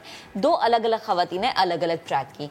क्या इनके मसाइल, अगर मैं ये बात करूँ मेंटली हेल्थ को लेके, इनके डिप्रेशन, एंजाइटी को देखते हुए अगर मैं बात करूँ, क्या सेम होते हैं, या जो काम करने वाली खवातीन होती हैं उनका एंजाइटी या डिप्रेशन ज़्यादा होता है? क्योंकि ऑफिस की भी टेंशन है, घर की भी टेंशन है, फिर ये बातें हमें सुनने को माजरत के साथ हमारे माशरे में मिलती है कि काम करिए और बच्चों को वक्त नहीं दे रही, बच्चे संभालना ज़्यादा ज़रूरी है, काम तो होते रहेंगे। तो प्लीज़ ज़रा इसमें थोड़ा सा फ़र्क बताइए। जो वर्क करिए उनको एक एडिट, उनके ऊपर एक गिल्ट फीलिंग आ जाती है उनके ऊपर कि यार मे बी हम लोग जो हैं ज़्यादा टाइम नहीं दे पा रहे घर के लिए, तो वो एक गिल्ट फीलिंग आ जाती है। मगर ज़्यादातर जो मेरी क्लाइंट्स हैं, देयर हाउसवाइफ, जो वो जिनके पास मतलब घर के अलावा दे आर फ्री, या उनके पास कुछ करने को इतना नहीं है, और वो डिप्रेशन और एंजाइटी का ज़्यादा। जो ऑफिस गोइंग है वो एटलीस्ट बिजी हैं, वो अपनी you know they are constructive, they are doing something productive. तो प्रोडक्टिव होना इज़ वेरी इंपॉर्टेंट इसके लिए। जो अब खाली आइडल माइंड है वो जो है वो फिर इस तरह के और ख्यालात आते हैं, देन नेगेटिव थिंकिंग में पड़ जाते हैं, वो नेगेटिव पैटर्न बन जाता है। बिल्कुल। और इसमें एक और चीज़ ये भी है कि जैसे आपने इससे पहले अपनी गुफ्तगू में जिक्र किया कि जी खातून है जो घर में हैं, तो उन्हें अपने जो डोमेस्टिक इश्यूज़ हैं उनको साथ लेके चलने हैं, जिनमें बच्चे, इन लॉज और ये सारी चीज़ें। अब कोई वबा आ जाती है, पेंडेमिक, उसका अलग प्रेशर, एंड देन आजकल जो है महंगाई, अब वो भी जाहिर सी बात है माशरा ये समझता है कि महंगाई सिर्फ मर्द को हिट कर रही है, नहीं, जिस तरह खातून को भी हिट किया है उसने, वो भी हमने दिखाया किस तरीके से, तो वो भी तो वो भी उतने ही जो है वो तकलीफ में आ जाती है जितना कि मर्द जो है बाहर महंगाई में तकलीफ में, औरत महंगाई में घर में तकलीफ में। और अच्छा फिर इसका एक मेरा जो जाती एक्सपीरियंस है वो ये कि इसका होता ये है कि जो स्पेशली घरेलू खवातीन होती हैं उनको ये भी बातें सुनने के लिए मिलती हैं कि अच्छा तुमने किया क्या है या तुमने बच्चों की तरबियत कैसी की है, क्योंकि हमने अक्सर घरों में ये देखा है कि बच्चे जो हैं अम्मा को जो है ना वो फौरन से उनकी इंसल्ट कराने में आ गए होते हैं, हर वक्त मोबाइल में लगे रहते हैं, टैब में अब्बा कुछ भी बातें करते रहे वो अपने टैब और मोबाइल में लगे रहेंगे। तो ये एक चीज़, एक पैकेज है हमारे पास, मैं चाहूँगी मैं वो भी अपने नाज़रीन को दिखाऊँ कि एक ज़माना होता था कि घर आपका चाहे छोटा है या बड़ा, काम करने वाली खातून है या आप एक घर में रहने वाली खातून है, होता ये था कि सब लोग मिलते थे, बैठते थे और फिर शाम के टाइम चाय जो थी या फिर रात का जो खाना था उसकी मेज पर डिस्कशन होती थी और हर चीज को जो है वो मैनेज करने की बातें होती थी, बड़ों के मशवरे भी लिए जाते थे। लेकिन चूंकि अब शायद वक्त की किल्लत है या फिर हम ये कह लें कि हर कोई अपनी जिंदगी में इतना मसरूफ हो गई है, तरजीहात बदल गई हैं, या फिर हर कोई आगे जाने के चक्कर में बस ये सोचता है कि मैंने कर लिया तो ठीक है, बाकी जो मेरे इर्द गिर्द मेरे फैमिली मेंबर्स उनको मैं बाद में देख लूंगा, उनके लिए मैं बाद में वक्त निकाल लूंगा। अब ये चीज़ ज़्यादा डिप्रेशन में मुब्तला करती आई है क्योंकि हम बात नहीं कर पाते, हम ये सोचते हैं कि मोबाइल फ़ोन हमारा बेहतरीन सहारा है। रेहान अहमद ने एक रिपोर्ट तैयार की है क्योंकि डिप्रेशन, जो लोग डिप्रेशन में जाते हैं उसकी एक वजह ये भी है। तो पहले आपको रिपोर्ट दिखाते हैं, इस पर भी बात करते हैं। आजकल के दौर में हमारी घरेलू खवातीन का एक बहुत बड़ा मसला ये मोबाइल फ़ोन है, लेकिन जो मोबाइल फ़ोन उनके लिए मसला है वो उनका अपना नहीं है बल्कि उनके शौहरों का है, जो सारा दिन ऑफिस में और जॉब पे टाइम गुजारने के बाद जब घर आते हैं तो वो उसमें मसरूफ़ हो जाते हैं और फैमिली को टाइम नहीं देते। इससे घर में इख्तिलाफात पैदा होते हैं, मसाइल जन्म लेते हैं। क्या बातें होती हैं और इस तरह की बात करते हैं चल के कुछ खवातीन से। जाहिर बात है, अगर आप टाइम नहीं देंगे जितना मतलब अगर हस्बैंड को वाइफ के लिए टाइम चाहिए और वाइफ को हस्बैंड के लिए अगर आप टाइम नहीं देंगे तो ऑब्वियसली झगड़े तो होंगे। शौकन तो है, जाहिर बात है बुरा लगता है, 2-2 घंटे मतलब मोबाइल पे कहीं बैठे हैं तो मोबाइल पे, लेकिन फिर जाहिर बात है कॉपरेट तो करना है ना हर चीज़। घर के काम अगर इग्नोर हो जाते हैं मोबाइल के चक्कर में, बर्तन धुले हुए नहीं होते या खाना टाइम पे नहीं बना होता तो जाहिर है झगड़ा तो होता है। ड्रामों में लग जाते हैं, एक दफ़ा हाथ में ले लिया तो जब तक वो उसकी बैटरी ख़त्म नहीं हो जाती उसको बंद रखना नहीं है। 4 बंदे हैं तो चारों अपने अपने मोबाइल पे लगे हुए हैं। अब वो जो 200 किलोमीटर दूर बैठा हुआ है उसकी खैरियत हम पूछ रहे होते हैं, उसके ज़िंदगी की जो भी रूटीन है वो हमें पता होती है, लेकिन जो पास बैठा हुआ होता है उसकी नहीं पता होती। हस्बैंड्स को चाहिए कि उनके साथ थोड़ा सा काम करा दे कि वो उनको स्पेशल टाइम दे सके। ख़वातीन घर को ही टाइम दे रही होती हैं, बाहर तो कहीं जा नहीं रही होती हैं फ्रेंड्स में या कहीं भी, तो वो घर के जब काम कर रही होती हैं तो वो फैमिली को ही टाइम देना होता है और फैमिली के लिए ही कर रही होती हैं क्योंकि कामों का किसी को शौक तो होता नहीं है। जब हम घर में जाते हैं और ऑफिस के बाद जब घर में जाने के बाद भी मोबाइल में लगेंगे तो भाई झगड़ा तो बनता है जब झगड़ा होता है कि भाई आप कहाँ लगे हैं तो हम छोटे बच्चे को पकड़ लेते हैं गोद में और बात आई गई हो जाती है। यही कहती है कि हर वक्त मोबाइल में घुसे रहते हैं, बिल्कुल हर वक्त मोबाइल में घुसे रहते हैं, यही कॉमन सेंटेंस होता है मिसेस का। जैसा हमें इस्लाम गाइड करता है कि हमें हर चीज़ को एतदाल में रखना चाहिए, लिमिट्स में होनी चाहिए हर चीज़। If we are just going with the same, यानी कि हम जैसा ऐसा ही करेंगे तो डेफिनेट है कि कहीं झगड़े नहीं होंगे। किसी भी चीज़ की बहुतात जो है वो हमारे लिए ख़राब है, चाहे वो सेलफोन से क्यों ना हो। जिस तरह अपनी ज़िंदगी में खाने और सोने से हम परहेज़ नहीं कर सकते, उसी तरह मोबाइल फ़ोन भी हमारी ज़िंदगी का हिस्सा बन चुका है, इसलिए इसे मुकम्मल तौर पे ज़िंदगी से निकाला तो नहीं जा सकता। लेकिन अगर फैमिली और मोबाइल फ़ोन के लिए अलग अलग वक्त मखसूस कर दिए जाएँ तो आपस के इख्तिलाफात से बचा जा सकता है। कैमरामैन मोहम्मद कामरान के साथ रेहान अहमद, समा, कराची। रेहान की रिपोर्ट हमने आपको दिखाई। जो लास्ट में टिप वो देगी ना, मुफ्त मशवरा के बैलेंस रख लें अपनी ज़िंदगी में, आप बड़ी मुश्किलात से बच सकते हैं, ये बेहद ज़रूरी है।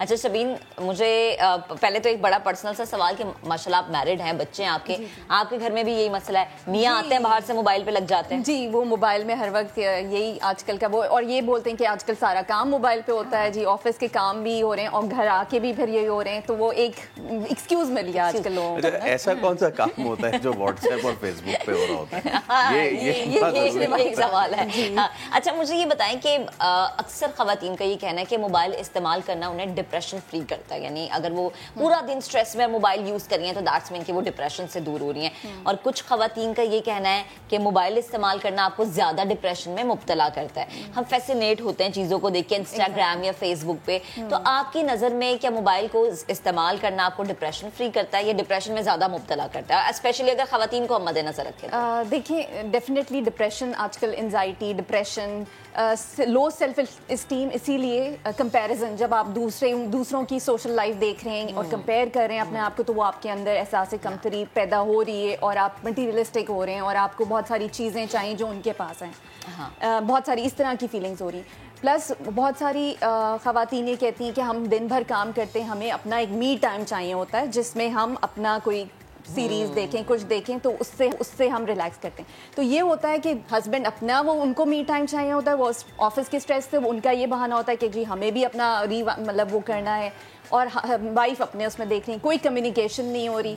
टेबल पे भी बैठे हुए हैं तो वो सब अपने फ़ोन्स में लगे हुए हैं, बच्चे अपने, आप देखें रेस्टोरेंट में जाएं तो सब अपने अपने, आप देखें किसी भी महफिल में जाएं, किसी भी गैदरिंग में जाएं, सब फोन। सॉरी मैं आपको कट करूं, अब तो रेस्टोरेंट में भी ये होगा कि वो आपको टैब ला के देता है, कहते हैं इस पे ऑर्डर करते हैं आप ना, ये भी एक बड़ा इशू ये है कि जितनी भी टेक्नोलॉजिकल एडवांसमेंट हो रही है, हमने अब जिस तरह आज़ाद मुल्क के साथ जो उसका असर किया है, वही हम इस टेक्नोलॉजिकल एडवांसमेंट की जो आज़ादी है उसके साथ भी हम वही असर कर रहे हैं। बाहर के ममालिक में, अगर थोड़ा सा टॉपिक से डिविएट भी हो, लेकिन बाहर के ममालिक में 8 साल से 10 साल से कम उम्र बच्चों को मोबाइल और टैब्स देने की ममानियत है जापान वगैरह में। लेकिन यहाँ पे क्या होता है, चलें अब ये शौहर बीवी, बीवी शौहर की तुमने नाराज़गी कर ली ना, अब ज़रा दोनों पर जिम्मेदारी डालते हैं, और वो ये होती है कि छोटे बच्चे घूम रहे फिर रहे हैं, बाहर खेलने नहीं जाने देना क्योंकि बाहर चोट लग जाएगी। अब आजकल तो ये भी एक जिसको कहते हैं मम्मी डैडी जनरेशन पैदा हो रही है, बाहर जो है वो खेलने नहीं देने जाना, तो गिर जाएगा, चोट लग जाएगी। तो घर में अपनी आंखों के सामने रखो बच्चों को। आंखों के सामने रखने का तरीका क्या है जी, ये लो मोबाइल बेटा और जाओ जो देखना है देखो।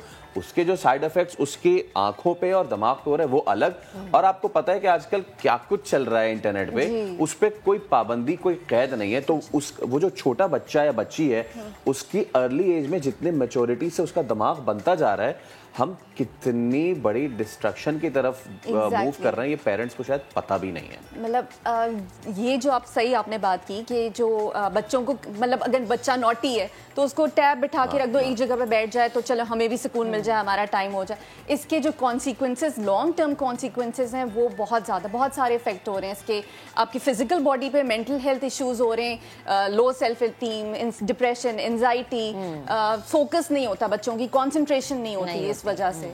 तो ये सारी चीज़ें, बट अगर आप बच्चों को बोलें कि जी आप रख दें, तो वो ये बहाना देते कि आप लोग भी तो कर रहे हैं। तो हमें एज एन एग्जाम्पल बनना पड़ेगा। आई नो जो स्क्रीन एडिक्शन है वो हम सब उसी सबको है, बिल्कुल आप सही। फोकस और कंसंट्रेशन की जो आपने बात की है ना, वो इतनी इंपॉर्टेंट है। एक बड़ी छोटी सी बात है महक, लेकिन वो बहुत बड़ी है। आप अगर देखें कोई छोटा बच्चा, पहले वो वीडियोस देखता था, अभी वो पूरी वीडियोस नहीं देखता। अब वो जो ऊपर शॉर्ट स्निपेट्स होते हैं उसको यूं उसने किया, यानी कि उसका दिल किसी एक चीज में लग ही नहीं रहा। ठीक है, ये भी बहुत बड़ा फैक्टर है कि वो आगे बढ़ाई जा रहा है, और ये दिमाग पे कितना असर डाल रहा है। फोकस उसका बिल्कुल खत्म हो जा रहा है। आगे जाके उसने अगर स्टडी करनी है, आगे जाके इस चीज पे करना है, उसका दिल नहीं लगना किसी एक चीज में। 1 घंटा बैठ के वो सही से पढ़ भी नहीं पाएगा। एग्जैक्टली, क्योंकि उसका ध्यान नहीं है ना। वो पेरेंट, हमने तो अपनी लाइफ गुजार ली, मगर ये जो एक डेवलपमेंट एज है, इसमें अगर आपका फोकस और कंसंट्रेशन नहीं रही तो आप इमेजिन कर सकते हैं कि फ्यूचर क्या होगा। अच्छा शबीन, एक चीज जैसे कि बिल्कुल आप ये भी एक वो चीज है, ठीक है, लेकिन अब जरा, अब जैसे ये तो बच्चों का हो गया ना कि बच्चे ठीक है मोबाइल दे दिया माँ ने, खाना नहीं खा लो उसके बगैर, लेकिन अगर घरेलू खवातीन की बात करूँ, मसला देखना वही है। मेरा एक बच्चा है, मैंने घर का खाना भी पकाना है, मैंने सफाई भी करनी, पोछा भी लगाना, डस्टिंग भी करनी। जो इस वक्त कैमरे के उस पार बैठी खवातीन नाश्ते के टेबल पे मुझे देख रही होंगी, वो कहेंगी महक तो दिल की आवाज बन गई है। अब मैंने ये सब काम करने हैं, लेकिन मैंने अपने बच्चे को भी संभालना है। अब उस बच्चे को संभालने के लिए कि मुझे बाद में ये भी ना सुनने के लिए मिले अपनी सास से या अपने मियाँ से या अपनी नंद से या इवन अपनी अम्मा से कि तुमने बच्चे की सही तरबियत नहीं की, देखो हर वक्त मोबाइल में लगा रहता है। इस चीज को कैसे एक खातून घर में रहते हुए बैलेंस कर सकती है? अच्छा, आप सही कह रही हैं। देखिए, ये एक हैबिट हमारी फॉर्म हो गई, हम सब की हैबिट ये फॉर्म हो गई है। हैबिट हमारे ब्रेन में जो है ऑटो पायलट पे कुछ चीज़ें जो होती हैं वो जिसमें उसको प्रोसेसिंग ना करनी पड़ेगी। मोबाइल देखते हैं तो हमारी एक रिस्पॉन्स होता है कि हमें उठाना है और चेक करना है। हम सब का ये, हम सब एडिक्ट हो गए रात को सोने से पहले और सुबह जब आंख खुलती है तो हमें मोबाइल उठाना ही होता है और हमें वॉशरूम में भी बहुत से लोग सब लेके जा रहे होते हैं। ये एडिक्शन बन गई और हम सब इसका शिकार हो रहे हैं और हमें इसका रियलाइजेशन नहीं है। हम सब इसके शिकार हो। तो मैं ये कह रही हूँ स्टेप बाय स्टेप आप करें। मे बी आप जैसे आप टेपर ऑफ कर लें, हाँ जैसे आप अपने आप का प्लान कर लें कि मैंने रात को आधे घंटे पहले सोने से पहले I will not use the mobile phone. ठीक है, सुबह उठकर आधे घंटे तक मैंने मोबाइल को टच नहीं करना। मैंने कोई बुक पढ़नी है या कोई नमाज पढ़नी है या कोई मेडिटेशन करनी है, कुछ करना है। आहिस्ता आहिस्ता अपना गोल सेट करें। पहले आप खुद सही हो फिर बच्चों के साथ। यही बात ना अमलन कि जब तक आप इम्प्लीमेंट नहीं करेंगे तब तक आप अपने बच्चे को कैसे कराएंगे जो कि लर्निंग एज में है। तो ये जो हम खवातीन के मसलों की बात करें ना, एक तो पहले हमने बात कर ली कि घरेलू बजट को उन्होंने मैनेज करना होता है। जब वो मैनेज नहीं होता वो तब भी मेंटल स्ट्रेस में जाती हैं। फिर बच्चे की तरबियत, अगर बच्चा बहुत मोबाइल इस्तेमाल करेगा तो फिर ताने मिलते हैं जी कि बच्चे के साथ उन्होंने किया क्या है। हाँ, और बच्चे भी फिर ये कहते हैं कि आप भी तो करती हैं। इसके साथ साथ जब हम बात करते हैं खवातीन के और मसलों की तो जरा अब हम फैसलाबाद का रुख करते हैं जहां पर बच्चे अब भूखे स्कूल जाने लगे हैं। हम तो बचपन में जाते थे स्कूल भूखे अपनी मर्जी से क्योंकि अम्मा हमारे पीछे पीछे रोटी लेके भाग रही होती थी और हम कहते थे कि नहीं बस हमें ऐसे स्कूल जाना है। लेकिन यहाँ पर बच्चों को मजबूरन जाना पड़ा है और जो दोपहर का खाना है वो भी होटल से आता है। क्यों? क्योंकि गैस की लोड शेडिंग है। फैसलाबाद में खवातीन इस परेशानी में भी मुब्तला है कि घर को देखना है, बच्चों की खुराक को देखना है, किचन को मैनेज करना है बजट के साथ साथ। अगर गैस नहीं है तो क्या रोटियां पहले से बना के रख देनी है या पेड़े बना के तनूर पे ले जाना है और फिर वहां से लगवाना है। अब्दुल अहद की रिपोर्ट आपको दिखाते हैं, फिर आपसे बात करेंगे। अब तो घर घर की यही कहानी है कि बच्चे भूखे स्कूल जा रहे हैं, मियाँ भी भूखे काम पर जा रहे हैं, गैस आ नहीं रही और सारा दिन इसी तरह से परेशानी में खवातीन का गुजर जाता है कि घर का चूल्हा कैसे चलाया जाए। अभी भी यही सूरत हाल देखने में आ रही है कि सिलेंडर्स की दुकानों पर लंबी लंबी कतारें लगी होती हैं, घर के अंदर गैस आती नहीं है या फिर लोग खाना होटल से मंगवाते हैं। बच्चे भूखे स्कूल जाते हैं, अहले खाना जो हैं वो भूखे काम पर चले जाते हैं। ख़वातीन इस वक्त कितनी परेशानी में हैं, किस तरह से घर चला रही हैं, इन्हीं से पूछ लेते हैं। जैसे जैसे सर्दियाँ आती हैं तो गैस की लोड शेडिंग स्टार्ट हो जाती है। जैसे सर्दी बढ़ती जाती है गैस की लोड शेडिंग भी साथ साथ बढ़ती जाती है। काफ़ी साल हो गए इस चीज़ को और अब यह है कि परेशानी मज़ीद बढ़ती जा रही है क्योंकि महंगाई बहुत हो चुकी है। और फिर अगर हम LPG सिलेंडर की तरफ जाते हैं तो सिलेंडर इतना महंगा इस टाइम पे हो चुका है, गैस इतनी महंगी हो गई हुई है। तो इस वजह से यह है कि मुश्किलात बढ़ती ही बढ़ती जा रही हैं। जिस तरह से सर्दियाँ आ रही हैं, गर्मियों में और मुश्किलात हैं, सर्दियों में अब ये लोड शेडिंग वाली मुश्किल साथ में आ गई है, तो इसलिए बहुत ज़्यादा मुश्किल हो रही है। अच्छा, अगर हम एक वक्त का खाना या नाश्ता अगर हम बाहर से लें तो उस पर कितना खर्च आता है, और वही नाश्ता अगर घर में बनाया जाए, गैस पर बनाया जाए, तो उस पर कितना खर्च आता है? ये वाला बजट आप मैनेज किस तरह से कर पा रही हैं? ये तो देखें, घर में खाना बनाना तो बहुत आसान है, यानी कि उस हवाले से देखा जाए तो बजट कम उसमें यूज़ होगा। लेकिन वही खाना अगर हम बाहर से खाते हैं, एक तो वो वैसे हमारे लिए नुकसानदेह है कि हम हर वक्त खाना बाहर से खाएंगे तो वो हमारे स्टमक के लिए बहुत बुरा रहेगा। और दूसरा ये कि बाहर का खाना घर के खाने की निस्बत तकरीबन डबल से ट्रिपल प्राइस में हमें पड़ जाता है। जी, पहले तो खाना बनाने के लिए पसंद पूछी जाती थी कि क्या खाना बनाया जाए, आज क्या पकेगा। लेकिन अब ये हो रहा है कि सबसे पहले ये पूछा जाता है कि क्या घर में गैस आ रही है, तो फिर अगली बार डिसाइड करते हैं कि आज पकेगा क्या। ख़वातीन का सारा दिन यही सोच सोच के गुजर जाता है कि आज भी गैस ना आई तो बच्चे शाम को घर आकर क्या खाएंगे, मियाँ शाम को घर आकर क्या खाएंगे। और ख़वातीन इसी परेशानी के अंदर जो हैं वो अपने किचन का बजट भी है बहुत मुश्किल से मैनेज कर रही हैं। महंगे दामों सिलेंडर ख़रीदना पड़ता है और फिर अगर सिलेंडर की लंबी लंबी कतारें हों तो बाज़-औक़ात बाहर से खाना मंगवाने पर भी मजबूर हो जाती हैं। तो इसी कशमकश के अंदर सुबह से शाम तक ख़वातीन बेचारी जो हैं वो अपने किचन के अंदर बस यही सोच में गुजार देती हैं। जी, इतने सारे मसाइल हैं और एक तनहा खातून जो कि किचन में अगर खड़ी हैं और वहाँ खड़े खड़े ये सोच रही हैं कि सुबह का नाश्ता तो बन गया, अब क्या दोपहर में गैस आएगी, और अगर आ गई रात में नहीं आई तो क्या करेंगे। शबीन, हमने बहुत सारी चीज़ें अब हाईलाइट कर दी हैं। हम जितनी भी हाईलाइट करते जाएं उतना कम है। But now let's end this discussion on a positive note. हाँ, बिल्कुल मुश्किलात भी आती हैं, परेशानियाँ भी आती हैं, सारी तकलीफ भी आती हैं, लेकिन हाउ टू हैंडल इट, किस तरह से इसको हैंडल किया जाए। देखें, अल्लाह ताला ने हमें चॉइसेस दी हैं, मुश्किलात आती हैं, प्रॉब्लम्स आती हैं, बट हमारे पास सॉल्यूशंस हमारे अंदर खुद मौजूद होते हैं, हमारे पास चॉइसेस हैं, इसलिए हमें अशरफुल मखलूक़ात का। अगर आप अपने आप को चेंज करना पहले कहें कि हम अपने से स्टार्ट करेंगे, हम अपनी सोच बदलेंगे। देखें, अगर आप फ़ोन की बात करें, नई नई टेक्नोलॉजीज़ आती रहेंगी, नई नई ऐप्स आती रहेंगी, नए नए फ़ोन्स आते रहेंगे, उसके ऊपर कोई किसी को कंट्रोल नहीं है। मगर आप अपनी हैबिट्स कैसे चेंज करें? एक हैबिट चेंज करने में यूजली आप कंटिन्यूसली अगर 15 से 20 दिन वो चीज़ करते रहें, वो आपके सिस्टम में हो जाता है। आप आहिस्ता आहिस्ता स्टेप लें, छोटे छोटे स्टेप्स लें कि मुझे आधे घंटे नहीं यूज़ करना, फिर आप अपने लिए टाइमिंग सेट करें कि टेबल पे मुझे नहीं करना यूज़। हमारे रूल बना लें कि हमारे घर में कोई टेबल पे फ़ोन्स नहीं यूज़ करेगा। सॉरी इंटरप्ट मैं आपको करूँ, ये तो फ़ोन वाला हो गया ना, लेकिन गैस को मैनेज करने के लिए अपने आप या फिर बाकी सारी चीज़ें, जैसे अगर मेरी अम्मा है और मुझे ये कहा है कि जी, या फिर मैं हूँ और मुझे ये कहा कि हम रोटी चाहिए, क्योंकि बहुत सारे मर्द कहते हैं हम घर आए तो गरम गरम रोटी मिले, बच्चे कहते हैं अम्मा रोटी ठंडी होगी, ठंडी रोटी नहीं खा जा रही, तो खातून इसमें भी डिप्रेशन में जाते ना कि नहीं आ रही गैस, भाई क्या करूं मैं, कैसे बनाऊं, ये क्या है। तो उसमें खातून को या फिर उसको समझने के लिए घर के बाकी अफराद को क्या करना चाहिए?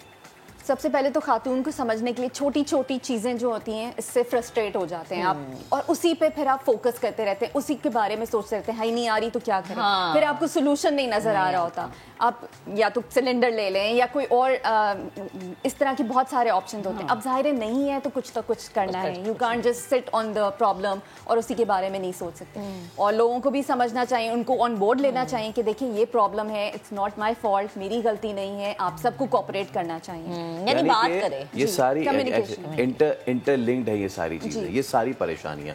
अगर डिस्टेंसिंग ज़्यादा हो रही है, अगर परेशानियां आ रही हैं, आप कम्युनिकेट नहीं कर रहे और ये सारी चीज़ें, तो जो चुप रहना जो है ना, वो बहुत सारी बीमारियों सबसे ज़्यादा प्रॉब्लम कम्युनिकेशन प्रॉब्लम है। और इसके अलावा मुझे ये लगता है कि समझना, अगर आपके घर में जो लोग मौजूद है, आपके वो शौहर हैं या इवन आपके बच्चे हैं, आपकी सास है या बाकी फैमिली मेंबर्स हैं, या जैसे अगर आप अनमैरिड हैं और आपकी अम्मा और आपकी छोटी बहनें हैं, अगर आप एक काम करने वाली खातून और आपके शौहर और आपके बच्चे हैं, तो उन लोगों को समझना चाहिए कि एक खातून जिसके ऊपर बाहर की भी जिम्मेदारी है, अगर वो वर्किंग वूमेन है, और अगर वो सिर्फ घर की देखभाल करने वाली खातून है, तो समझना चाहिए कि बहुत जिम्मेदारी है उस पर, बजट मैनेज करना, बच्चों का ख्याल रखना, गैस नहीं आ रही, गरम खाना चाहिए, ताज़ा खाना चाहिए, इस चीज़ को भी उसने मैनेज करना है। ठीक है, अगर मोबाइल ज़्यादा इस्तेमाल हो रहा है या घर का माहौल ख़राब हो रहा है, उसने इस चीज़ को भी काउंटर करना है। तो एक औरत पे बड़ी जिम्मेदारी है, लेकिन उसको समझने के लिए हमारे घर के मर्दों को, हमारे घर के बड़ों को किरदार अदा करना बेहद ज़रूरी है। शबीन, बेहद शुक्रिया, हमारे साथ मौजूद थी, गुफ्तगू कर रही थी। अब जरा आते हैं और एक ऐसी बाहिम्मत खातून से आपको मिलवाएंगे। ख़वातीन तो फैसल वैसे हमारे मुआशरे में इतनी बाहिम्मत है कि हम जब इस प्लेटफॉर्म से मिसालें सामने रखते हैं तो हमें फ़ख्र होता है कि हमारी ख़वातीन इस मुआशरे की तन्हा भी लड़ने के लिए तैयार है। और यही बात कि जो हम इससे पहले भी कर रहे थे, अगर परेशानियां, मुश्किलात हैं, तो हमारे माशरे में ही ऐसी मिसालें मौजूद हैं कि जिन्होंने इन परेशानियों और मुश्किलात से लड़ के अपना लौह मनवाया। शौहर की वफ़ात के बाद 2 बच्चों की तन्हा कफालत कर रही हैं। यही नहीं, बेवा बहन के 7 बच्चों की जिम्मेदारी का बोझ भी इन्होंने उठाया हुआ। और कैसे? रहमान प्लाजा है, यहाँ अपना रोटी और चाय का ढाबा इन्होंने बना रखा है। हसीना परवीन है, इनको अपनी मेहनत पर फख्र भी है। मजीद जानते अपने नुमाइंदे नदीम खान से, जो इस वक्त मौजूद हैं हसीना परवीन के साथ, जानते कि गुफ्तगू क्या कर रहे हैं और हसीना बीबी की कहानी क्या है। जी, इस वक्त हम मौजूद हैं सरगोदा की बाहिम्मत खातून के साथ, जिसने ज़िंदगी में इतनी मुसीबतें, इतनी परेशानियाँ आने के बावजूद हिम्मत न हारी, और आज अपनी मेहनत के साथ, अपनी हिम्मत के साथ वो अपने और अपने बच्चों का पेट पाल रही है। मज़ीद उससे पूछते हैं उसकी ज़िंदगी के बारे में। जी बताइए। मेरा नाम सईदा हसीना परवीन है, मैं एक बेवा औरत हूँ और हमारे 2 बच्चे हैं, क्योंकि मेरा जो मियाँ था उसका एक्सीडेंट हुआ था, वो बहुत हो गया, तकरीबन उसको 4-5 साल हो गए हैं। उसके बाद मेरी एक बहन भी बेवा है, उसके तो 7 बच्चे हैं, वो भी हमारे पे जिम्मेदारी है। मैंने सोचा था कि किसी मांगने फिरने में से बेहतर है कि मैं अपना काम कर लूँ, अपना हक हलाल का काम करें, इसलिए कि हमने अपना सेटअप यहाँ से रहमान प्लाजा में बनाया था। हमारे पास सर पे 9 बच्चों की जिम्मेदारी भी है और पढ़ा भी रहे हैं, लिखा भी रही हैं, क्योंकि माशाल्लाह पहले जो वही रिश्तेदार थे जो हमें से दूर थे, अब वही रिश्तेदार हमारे पास भी आ रहे हैं। इंशाल्लाह हमारा काम भी बेहतर है, खाना वगैरह भी बहुत अच्छा है और सब तमन भी करते हैं। बिल्कुल, आपने जैसा कि सुना कि इस खातून का कहना है कि खावंद के मरने के बाद अपने 2 बच्चे और मेरी बहन जिसका खावंद फौत हो गया और उसके 7 बच्चे, इन तमाम की कफ़ालत जो मैं खुद कर रही हूँ और मुझे इस काम करने पर फ़ख्र है जी। और हमें भी हसीना बीवी पर बहुत फ़ख्र है, हमारा सलाम कि वो इतनी मुश्किल हालात में इतनी बाहिम्मत तरीके से हर चीज़ को मैनेज करिए। भी ब्रेक लेते हैं, ब्रेक के बाद दोबारा हाजिर होंगे, हमारे साथ रहिएगा।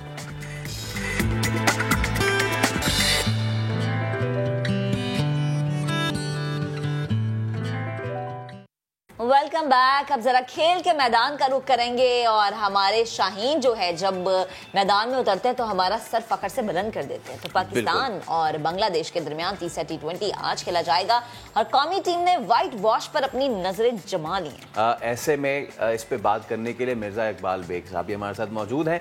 मिर्जा भाई, आपसे भी हम बात जरूर करेंगे, लेकिन इससे पहले पैकेज बनाया हमने, वो ये कि टेस्ट स्क्वाड में शामिल खिलाड़ी वो भी ढाका पहुंच गए हैं आज का T20 और इससे पहले जो 2 T20 हम जीते हैं। पहले पैकेज देखते हैं, फिर मजीद बात करेंगे। तो अब बात करेंगे हम Mirza Iqbal Baig, senior sports journalist हमारे साथ मौजूद है। मिर्जा भाई अस्सलाम वालेकुम, गुड मॉर्निंग। अच्छा, पहले तो मैं ये बताऊँ कि मैंने आपको वर्ल्ड कप के दौरान बड़ा मिस किया और जब आप कर रहे थे शो तो जितनी भी इंफॉर्मेशन थी वो आपको भी मैं सुन रहा था और यकीनन बड़ा मज़ा आया वो भी देखने में। लेकिन मिर्जा भाई 2 तो हम T20 जीत गए हैं, अब सूरत ये है कि जाहिर सी बात है तीसरा भी अनकरीब जीत ही जाएंगे, क्योंकि उनके पास मुस्तफीज़ का भी यही सुनने में आ रहा है कि उनके साइड्स में पेन हो रहा है, तो वो भी ये वाला T20 तो नहीं खेलने जा रहे। आज के मैच से क्या एक्सपेक्टेशन है, पहले तो ये बताइए, फिर आगे बात करते हैं। बहुत बहुत शुक्रिया फैसल, आपको और महक दोनों को सुबह बखैर। और अगर देखा जाए हकीकत की निगाह से तो बांग्लादेश की टीम खासी कमज़ोर टीम है। 3 खिलाड़ी तो पहले ही नहीं थे, तमीम इकबाल नहीं थे, उसके अलावा शकीबुल हसन और मुशफिकुर रहीम की कंट्रोवर्सी सामने आई। उन्होंने स्टेटमेंट दे दिया कि मुझे रेस्ट करने की कोई ज़रूरत नहीं, जबकि उनके चीफ सेलेक्टर मिनाजुल आबदीन ने स्टेटमेंट दिया था कि उनको रेस्ट कराया। तो मुशफिकुर रहीम को ये स्टेटमेंट देने पर उन्होंने शो कॉज नोटिस जारी किया और बोर्ड ने उनको बुला लिया है। अब आप कह रहे हैं मुस्तफीजुर रहमान भी नहीं होगा अगर उनका फास्ट बॉलर, तो उनकी टीम बिल्कुल एक समझ लीजिए कमजोर टीम के रूप में सामने आई है। हालांकि ऑस्ट्रेलिया के खिलाफ अपनी सरजमीन पर उन्होंने T20 सीरीज 4-1 से जीती थी, न्यूजीलैंड को हराया था, लेकिन अब लग रहा है कि जो उनके अंदरूनी इख्तिलाफात खुलकर सामने आ रहे हैं, जिस तरह से साबिक कप्तान मुशफिकुर रहीम का स्टेटमेंट आया, तो उसकी वजह से जो बांग्लादेशी टीम जो है वो तोड़ फोड़ का शिकार है और पाकिस्तान के लिए एडवांटेज है 3-0 वाइट वॉश करे। आज शोएब मलिक चुके अभी चले जाएंगे, बल्कि इस वक्त वो रवाना हो चुके होंगे दुबई, उनके बेटे इजहान की तबीयत खराब है तो वो अवेलेबल नहीं होंगे। तो आज देखते हैं कि शोएब मलिक की जगह तो इफ्तिखार अहमद आ जाएंगे। तो शाहनवाज दहानी जो वजीर सयाहत की हैसियत से मुख्तलिफ ममालिक के दौरे कर रहा है और उसको खिला नहीं रहे, तो आया आज भी उसको खिलाते या नहीं खिलाते ये देखना पड़ेगा। और बड़े मतलब पाकिस्तान के लिए आसान है फैसल के, पाकिस्तान बआसानी ये सीरीज जीत सकता है। एब्सोल्युटली। अच्छा मिर्जा भाई, हम इस पे ज़रा अपनी टीम कॉम्बिनेशन क्या होगी, उनकी क्या होगी, और धानी ने जो है वो वजीर सयाहत क्या वो वजीर खारजा भी रहे हैं इस पूरे वर्ल्ड कप में, इस पे भी हम बात ज़रूर करेंगे। लेकिन आपने बात की कि जी बांग्लादेश जो खेल रहा है, इससे पहले ऑस्ट्रेलिया को 4-1 मारा, न्यूजीलैंड को मारा। आप मुझे एक बात बताएं मिर्जा भाई, एज अ सीनियर जर्नलिस्ट, ये जीत कोई जीत है? यानी आप अपने मुल्क में इस तरह की विकेटें बना लें जहां पे एवरेज स्कोर 120-118 से ऊपर नहीं जा रहा, फिर आप अपने स्पिनर्स लाके उस पर अगली जितनी बाहर की टीम है, एशिया साइड की नहीं, जितनी भी बाहर की कॉन्टिनेंट्स की टीम है उनको लाके आप फंसा दें, वो भी आप जीत गए। फिर क्या हुआ? फिर आप गए वर्ल्ड कप में, और वर्ल्ड कप में क्या हुआ? जिनको आपने हराया 4-1 वो जीत गए वर्ल्ड कप का फाइनल और आप बाहर आ गए 5-0 से। ये तो इनकी अपनी क्रिकेट के लिए और उमूमी तौर पे बाकी पूरी इंटरनेशनल क्रिकेट के लिए कोई अच्छी साइड तो नहीं है मिर्जा भाई। बिल्कुल फैसल, आपने सही कहा। 21 बरस हो गए इंटरनेशनल क्रिकेट में आए हुए बांग्लादेश को। 2000 में इन्हें टेस्ट स्टेटस मिला था, उससे पहले ये वनडे इंटरनेशनल मैचेस खेल रहे थे। लेकिन वही बात है कि खुद आप अपने दाम में सयाद आ गया अगर कहा जाए तो बेजा ना होगा, क्योंकि जिस तरह की वो विकेटें बना रहे थे, उन विकेटों पर शादाब खान आउट कर रहे हैं, उन विकेटों पर मोहम्मद नवाज आउट कर रहे हैं। तो इसका मतलब ये हुआ कि बांग्लादेश की टीम सिर्फ वो जो बंगाल टाइगर्स कहते हैं, ये वो वाले टाइगर्स हैं जो अपने मुल्क में तो जिनके दांत होते हैं, लेकिन जब वो बाहर जाते हैं तो बगैर दांत के टाइगर्स बन जाते हैं। वर्ल्ड कप की आपने मिसाल दी फैसल कि किस तरीके से वर्ल्ड कप में वो हारे, इवन स्कॉटलैंड से वो क्वालिफाइंग राउंड में भी बांग्लादेश हार गया। तो आपकी बात दुरुस्त है। मुझे जो पता चला है, मेरे कई दोस्त हैं वो बताते हैं, वहाँ डायरेक्टर क्रिकेट अकरम खान है जो कि तमीम इकबाल और नफीस इकबाल के चचा हैं और पाकिस्तान भी आए थे, आपको याद होगा, जरा हेल्दी से हैं और कप्तान भी रह चुके हैं। वो जो है सुना है कि वो सारे क्रिकेट के मामला देख रहे हैं और वहाँ इंटरनल बड़ी पॉलिटिक्स जो एशियन कंट्रीज का खासा रही है, वहाँ इंटरनल पॉलिटिक्स भी है जिसकी वजह से उनको मुश्किलात का सामना करना पड़ रहा है। कई कप्तान आप देखें वो बदल चुके हैं, कभी शकीबुल हसन कप्तानी करते हैं, कभी मुशफिकुर रहीम, कभी महमूदुल्लाह, तो उनके यहाँ भी कुछ सेटल नहीं हो पा रहे। और आपकी बात सही है कि वो अपने मुल्क में इस तरह की पिचेस बनाकर खुश होते हैं, लेकिन जब बाहर जाते हैं तो एक्सपोज हो जाते हैं। जो सेना कंट्रीज हैं जिनमें south Africa, England, New Zealand, Australia, वहां पर उनकी कारकर्दगी इतनी अच्छी नहीं रहती। ठीक है, अच्छा मिर्जा भाई ये भी बताएं, शाहनवाज धानी की हम बात कर रहे हैं तो जरा आप उनकी एक्टिविटी में डाल लेते हैं। खेल वाली एक्टिविटी की मैं बात कर रही हूँ, आज खेलेंगे वो, क्या लग रहा है आपको? क्योंकि हर तरफ एक ही शोर है कि भैया कब खिलाओगे, कब हम उन्हें मैदान में एक्टिव देखेंगे? महक देखें, शोर तो बहुत मच रहा है और ये ज्यादती है कि एक लड़का जो PSL का बेस्ट बॉलर रहा, अपने प्राइम में था, उसको आपने टेस्ट टीम में डाल दिया। शाहनवाज दहानी को ना जिम्बाब्वे के खिलाफ उसे टेस्ट खिलाया, फिर वेस्ट इंडीज ले गए, वहां भी उसे टेस्ट नहीं खिलाया, उसे घुमा फिरा कर वापस ले आए, वो चले ट्रेवलिंग रिजर्व में था वर्ल्ड कप के लिए। अब तो वो टीम में खेल सकता है ना, अगर अब भी नहीं खिलाएंगे, एक खिलाड़ी का प्राइम टाइम है तो फिर कब खिलाएंगे? आपने सोहेब मकसूद जो बेस्ट बैट्समैन हुआ था, जब हैदर अली ने बायोसिक्योर बबल को ब्रेक किया तो आपने फौरन सोहेब मकसूद को भेज दिया इंग्लैंड, उसको खिलाया। आपने मोहम्मद वसीम जूनियर को खिलाया जो बड़ा टैलेंटेड है। तो आखिर कब बारी आएगी दहानी की? मैं समझता हूँ उसके साथ सरासर ज्यादती है कौमी सेलेक्टर्स को और खासतौर पर जो हेड कोच है, interim head coach Saqlain Mushtaq को देखना चाहिए। एब्सोल्युटली। अच्छा, अब मिर्जा भाई ऑब्वियसली तीसरा T20 और उसके बाद अब 2 टेस्ट मैचेस भी हैं। उन 2 टेस्ट मैचेस की अगर बात करें तो क्या लाइनअप आप देख रहे हैं, ख़ासतौर पे ऐसे प्लेयर्स के जो रहे टीम में? इमाम की अगर बात कर ली जाए तो उनका फॉर्म में आना बड़ा ज़रूरी है। उन पे एक ऑब्वियसली हम सबको पता है, अगर ना भी कहें हम तो उन पे जो छाप लगी वो पूरी दुनिया को पता है, उनका परफॉर्म करना ज़रूरी है बड़ा। T20 में तो हमने हरा दिया है, लेकिन आपको लगता है टेस्ट में जो बांग्लादेश के स्पिनर्स हैं वो ज़्यादा हमें तकलीफ दे सकते हैं? फैसल, आपने बड़ा टेक्निकल पॉइंट रेज किया। क्रिकेट से आपकी दिलचस्पी ये जाहिर करती है कि आप सारी चीज़ों पे नज़र रखे हुए। बिल्कुल सही कहा आपने, क्योंकि चिटागोंग में पहला टेस्ट मैच है, 26 नवंबर से वो स्पिन ट्रैक्स बनाएंगे। और आपने इमामुल हक की बात की, इमरान भट्ट को पहले हम इनिंग्स ओपन कराते रहे आबिद अली के साथ। फील्डर बड़े ज़बरदस्त है, एक्स्ट्राऑर्डिनरी फील्डर थे, लेकिन एज अ बैट्समैन परफॉर्म नहीं कर पाए तो उनको ड्रॉप कर दिया है। तो इमाम ही इनिंग्स ओपन करेंगे। अब 2 ऑफ स्पिनर ले गए फैसल, मेरी समझ में नहीं आता। साजिद खान जिसे इन्होंने डेब्यू कराया था जिम्बाब्वे में, इतना इंप्रेसिव नहीं रहा था, उसको ले गए। बिलाल आसिफ जिन्होंने अपने डेब्यू पर अब से 1-2 बरस कबल मुत्तहिदा अरब अमारात में 6 विकेटें हासिल की थी, उन्हें किस्से पारीना बना दिया था, उनको दोबारा लेकर आ गए। कुछ समझ में नहीं आता। मुझे लगता है कि जो लैपटॉप चीफ सेलेक्टर थे वो अपने लैपटॉप के पीछे छुप चुके हैं, क्योंकि लग रहा है कि रमीज राजा बहुत सारी तब्दीलियां करेंगे। वर्ल्ड कप के बाद तवक्को थी जिसमें लैपटॉप चीफ सेलेक्टर का जाना भी ठहर गया है। इसके अलावा हाई परफॉर्मेंस सेंटर के डायरेक्टर नदीम खान जो कि इस वक्त डोमेस्टिक क्रिकेट भी चला रहे हैं, उनका जाना भी ठहर गया है। आपने देखा होगा रमीज राजा ने एक स्टेटमेंट दिया, वो कतन खुश नहीं है जो डोमेस्टिक क्रिकेट में पिचेस बनाई जा रही है, बैट्समैन रन्स के अंबार लगा रहे हैं। तो बहुत सारी तब्दीलियां होंगी, अब देखें आगे आगे होता है क्या।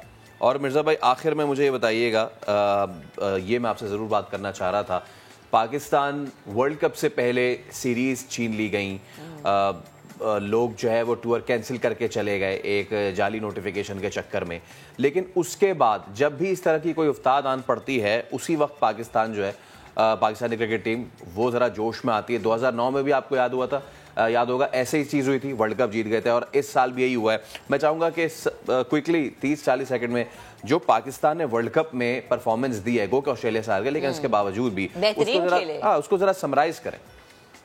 देखिए, पाकिस्तान की टीम 11 मैचेस जो थे वो मिस हो गए थे T20 वर्ल्ड कप से पहले, 11 T20, लेकिन उसके बावजूद जिस तरीके से पाकिस्तान ने परफॉर्म किया, और हमारे मैचेस फैसल टफ मैचेस जो हैं वो 5 दिन में 3 टफ मैचेस रखे गए। 24 अक्टूबर को भारत, 26 अक्टूबर को अफगानिस्तान और 26 अक्टूबर को न्यूजीलैंड, 29 को अफगानिस्तान।